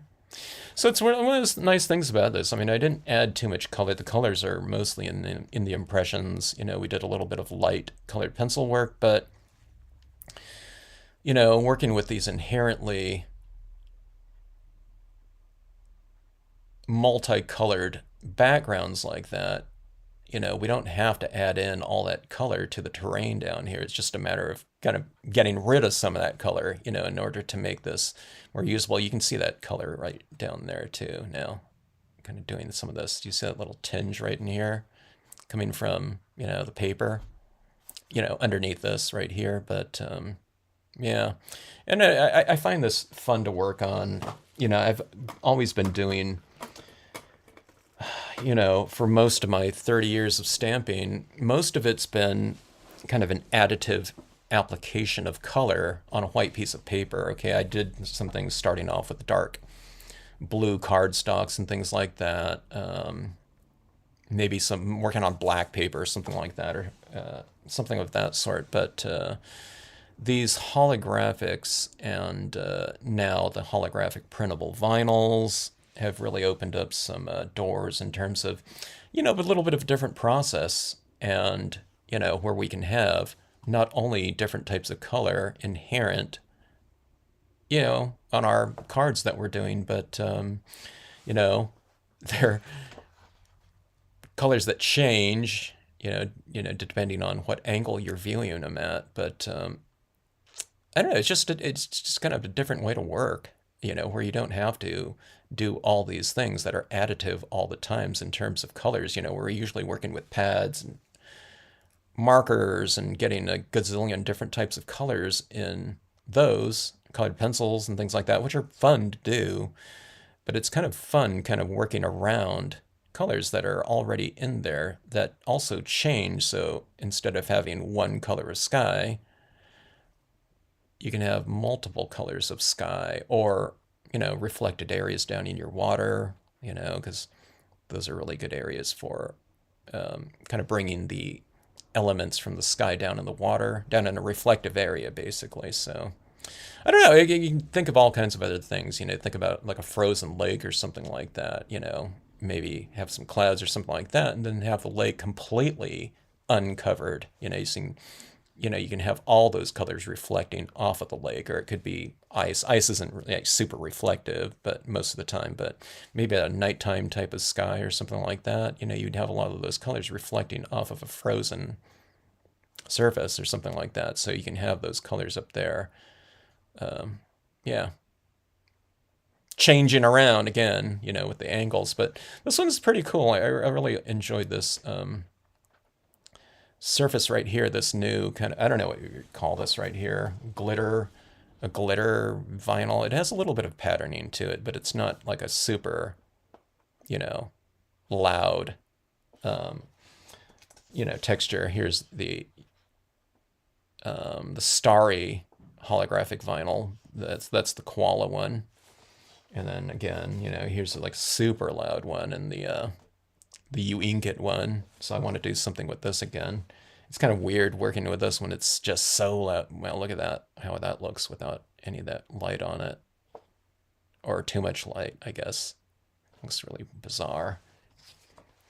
So I don't know, another surface down in terms of initial kind of experiments with it. Here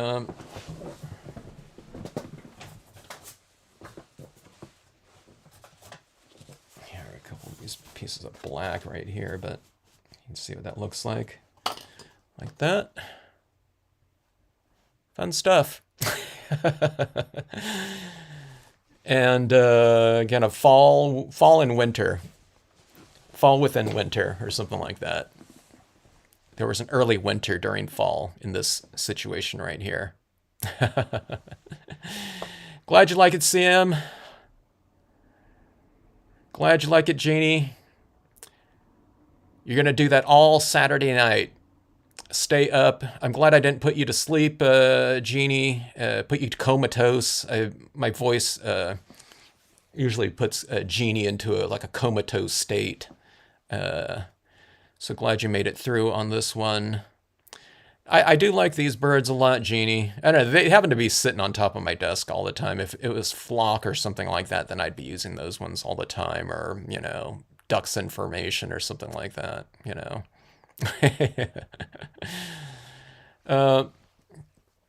Glad you like those autumn colors, Linda D. Janet's in bed already watching. Janet, go get a, let me see, what time is it for you, Janet? At 10, is it 10:30 p.m. for you? Go get like a midnight snack or something like that. Something warm and start stamping. Well, Janet, you have all these, you know, you have the holographics here. Maybe not the Uinkits, but the other ones. Oh, did you get your resupply of your white Brilliance reinkers yet? Let's see. Oranges, tans, and reds. You change the time of year. That's exactly what you do on that, Linda. I wanted to do some more purple trees at some point in time too. Let me change my exposure of my camera a little bit here. All right. Laura's in Buffalo, New York. I didn't make it quite over to Buffalo that time. I was in upstate New York. I made it all the way to, I think it was Syracuse, from Albany, teaching all the way across up there. And that was a very fun trip. I really enjoyed that one. I enjoyed all my trips, but that one was really checked out some other, typical tourist sites and things like that in between some teaching days.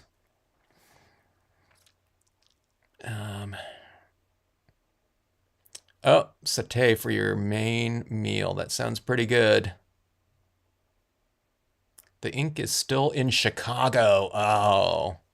But do you still have some? You weren't completely out, right? You were getting some as a, you know what I mean? Before you ran out, right? Jeannie always watches the videos in bed no matter what the time. So when you're at work, do you have like a cot there or something like that, Jeannie, so you can watch in, like in a recline, you know what I mean? Chilling out there in the office. You watch those ones on your headphones you mentioned. Hasn't made it to Canada yet. Yeah, I suspect it will arrive frozen solid. Yeah, that's right. Huh? Sometimes in Canada, those arrivals up there with the liquids arrive. Yeah, solid. I forgot what. Maybe you're. I don't remember who was mentioning that before, Janet. Maybe it was you mentioning something arriving there. Really frozen. Only 7:30 there, Kim. Taking the grandkids to see Santa tomorrow. We'll be heading to bed soon. Fun times. I never took my kid to see Santa. He wasn't into it. It's like, hey, you should get in line to go see Santa. Even when he was like slightly older, it's like, nah, he's not into it. So we never got that picture with Santa. Unfortunately. Oh, Diane and Janet are neighbors. You should get together and stamp. Have what do they call it? A stamp. A stamp. It wasn't a stamp. I forgot what people used to call that when they get together just with a bunch of stamps. It was a stamp slam. That's the way. That's what some people used to mention getting together. A lot of times it would be with. I know someone that had stamp slams, and they would have their friends come over who weren't stampers, and they would just put out some papers and stamps out, inks, and stuff like that. They had a good old stamping time, a good old analog time, I guess, Actually stamping some things out. All right, folks. Thanks so much for joining in. I'm going to get this matted off. I'm trying to think if I foresee myself doing anything else on here. Probably not. I didn't really leave room for like a word stamp or something like that, so I'll just mat this off. Maybe mat it off with some blue. I think black's a little bit harsh on this, so maybe like oh gosh, do I have any blue paper at all? I think that was the one that I was really missing here. Not super light blue. It has to be a little bit darker. I keep using my dark blue glossy cardstock just because I have a gazillion of that. I bought a whole ream of that 30 years ago when there was like discontinued. But I need something like I don't know, like a royal blue or cobalt or something like that to frame some pieces off. I don't know. But I don't know. Green, I guess, would get good too. But Some tinge of blue might be kind of nice to pick up the little blue tones throughout the snowy area here. It wouldn't have been bad to splatter paint this, but I'm not going to do that. I've been splatter painting everything. Let's see. It seems early. It seems later for us here on the Pacific Standard Time, doesn't it, Kim? To me it felt, well, for you up there in Washington too. It might have, I don't know, might have felt like, like 9 o'clock at 4:30 or something like that during this time of year. But when I started this scene right here, let's see, gosh, it's been 2.5 hours already. To me, it felt like, I don't know, 8 o'clock. It's getting so dark so early right here.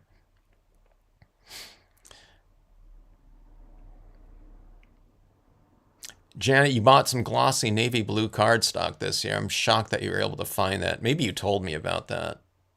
It sounds somewhat familiar, but I just couldn't find that when people were asking me for it when I was doing that before. Or I did a scene on that before. I think I don't remember when I did that, but people were asking me about it. So I've just been telling people to get the black glossy because it's very, I don't know, readily available, But I couldn't find, like a dark navy blue when I looked for it at the time. Oh, you got it at Marco's. Oh, that's interesting. Huh. I wonder if no, I was going to say, I wonder if Marco's got that, back when, because it was Chrome Coat when I bought it. So, yeah. It's been dark since 4 o'clock. I love the Pacific Northwest during the summertime. I wouldn't like it getting dark for me at 4, though. Too short of a day. Vitamin D. I take vitamin D supplements. When I went into my physical at one point in time years ago, he recommended, you're a little bit low on vitamin D. That's about when I was hiking a little bit more too, so I'm just kind of surprised. Oh, it's not Chrome Coat? Okay. Well, glad you're able to get it. That's good. Yeah. You up in the northern areas, even if you don't do like daylight savings or anything like that, it gets just too dark up there. Of course, what some areas around the world, right? It's like doesn't get light at all for them. What would that be? It'd be like, oh, I don't know. Scandinavia, they still get some light. I don't know. How far would you have to go where there's no, light at all during certain times of year?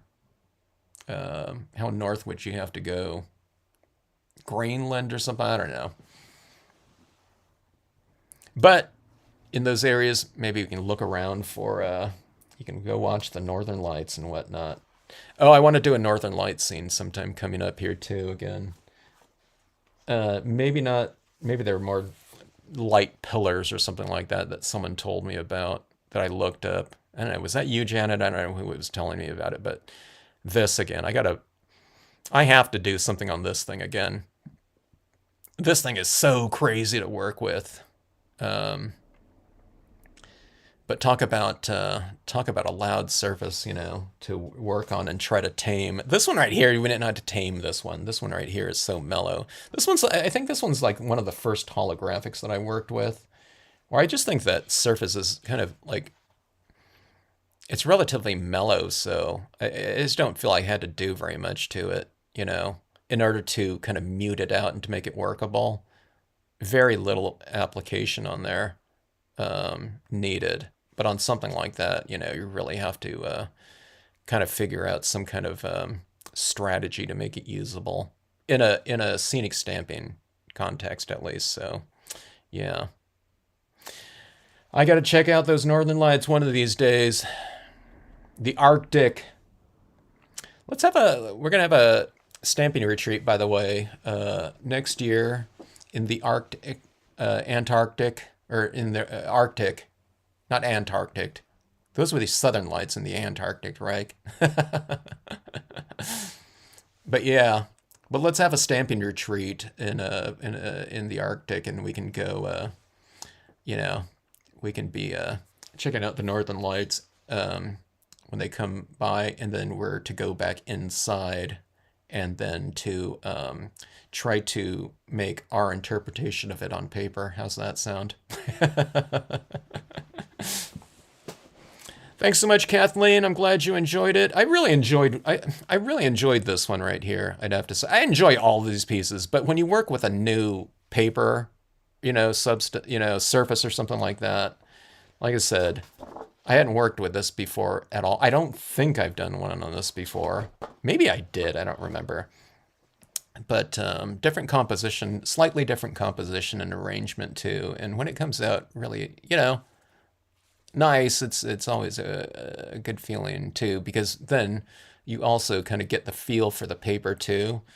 And it's always fun to find kind of a new surface, that you can apply to the future. This one right here, like I said, some different ideas came to mind as far as this one goes, but not a lot came to mind because I don't think we have to do too much to it, Where sometimes when I'm working on these other papers, they're so extreme, some other types of, I'm thinking more about how I want to use that with a different composition because it's so specific, you know what I mean? Where this one, I don't know, I wasn't really thinking about too much using it because to me it wasn't very much different than, starting off with a white piece of paper. Certainly different than a white piece of paper, but you know what I mean? These colors are just so muted and almost like pastel. They're unobtrusive, I guess, you know what I mean? So, yeah, it was just, it's a really nice one to work with, you know, especially since I already have the pack too. It's always nice to find something usable when you've already paid for it, and have a bunch left over, right? So, I don't know, I'll have to do something to it. Maybe work in some different colors or something like that. Oh, waterfalls would be awesome with this too, right? You know how there's those little rainbow tones in like the churning mist at the base of waterfalls sometimes? I think that would be really cool for something like this to have, you can have some colors in the sky or something like that, or just have it all a waterfall, where you have different colors, but the rainbowy tones could be like in that waterfall, the churning water, misty area of the waterfalls or something like that. That might be kind of interesting to have no sky, but all those colors are in the water, right? So, yeah. All right, folks, have a great rest of day, evening, afternoon for some of you, right? And night. Janet, get that midnight snack going and break out that dark blue, glossy cardstock and your printable vinyls, and go to town with that.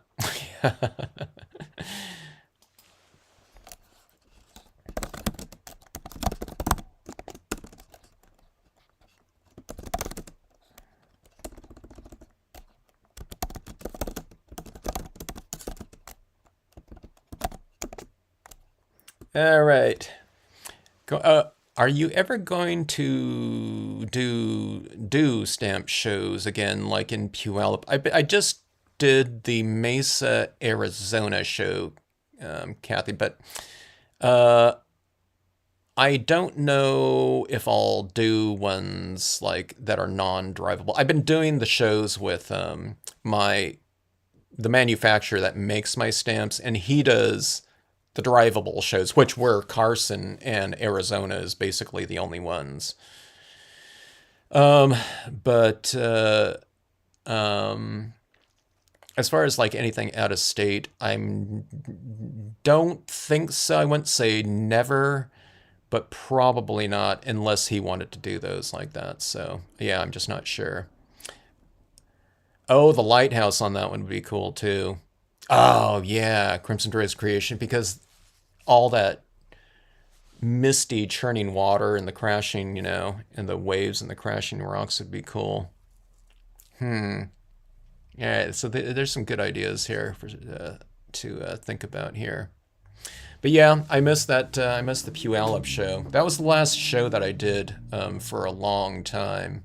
Uh, my stamp booth and shipment never got picked up by UPS. They kept going there, and I don't know, saying, "Oh, they couldn't pick it up," but it was like at the door, and it all my all my supplies went through another show the following weekend. All my boxes were like in the front door, and finally they picked up. I don't know why they couldn't pick up there, but yeah, that was the last show that I did for a while, and I always loved going up there. I have a bunch of relatives in Washington, Seattle, and all around up there, so I always enjoyed that one too. Yeah.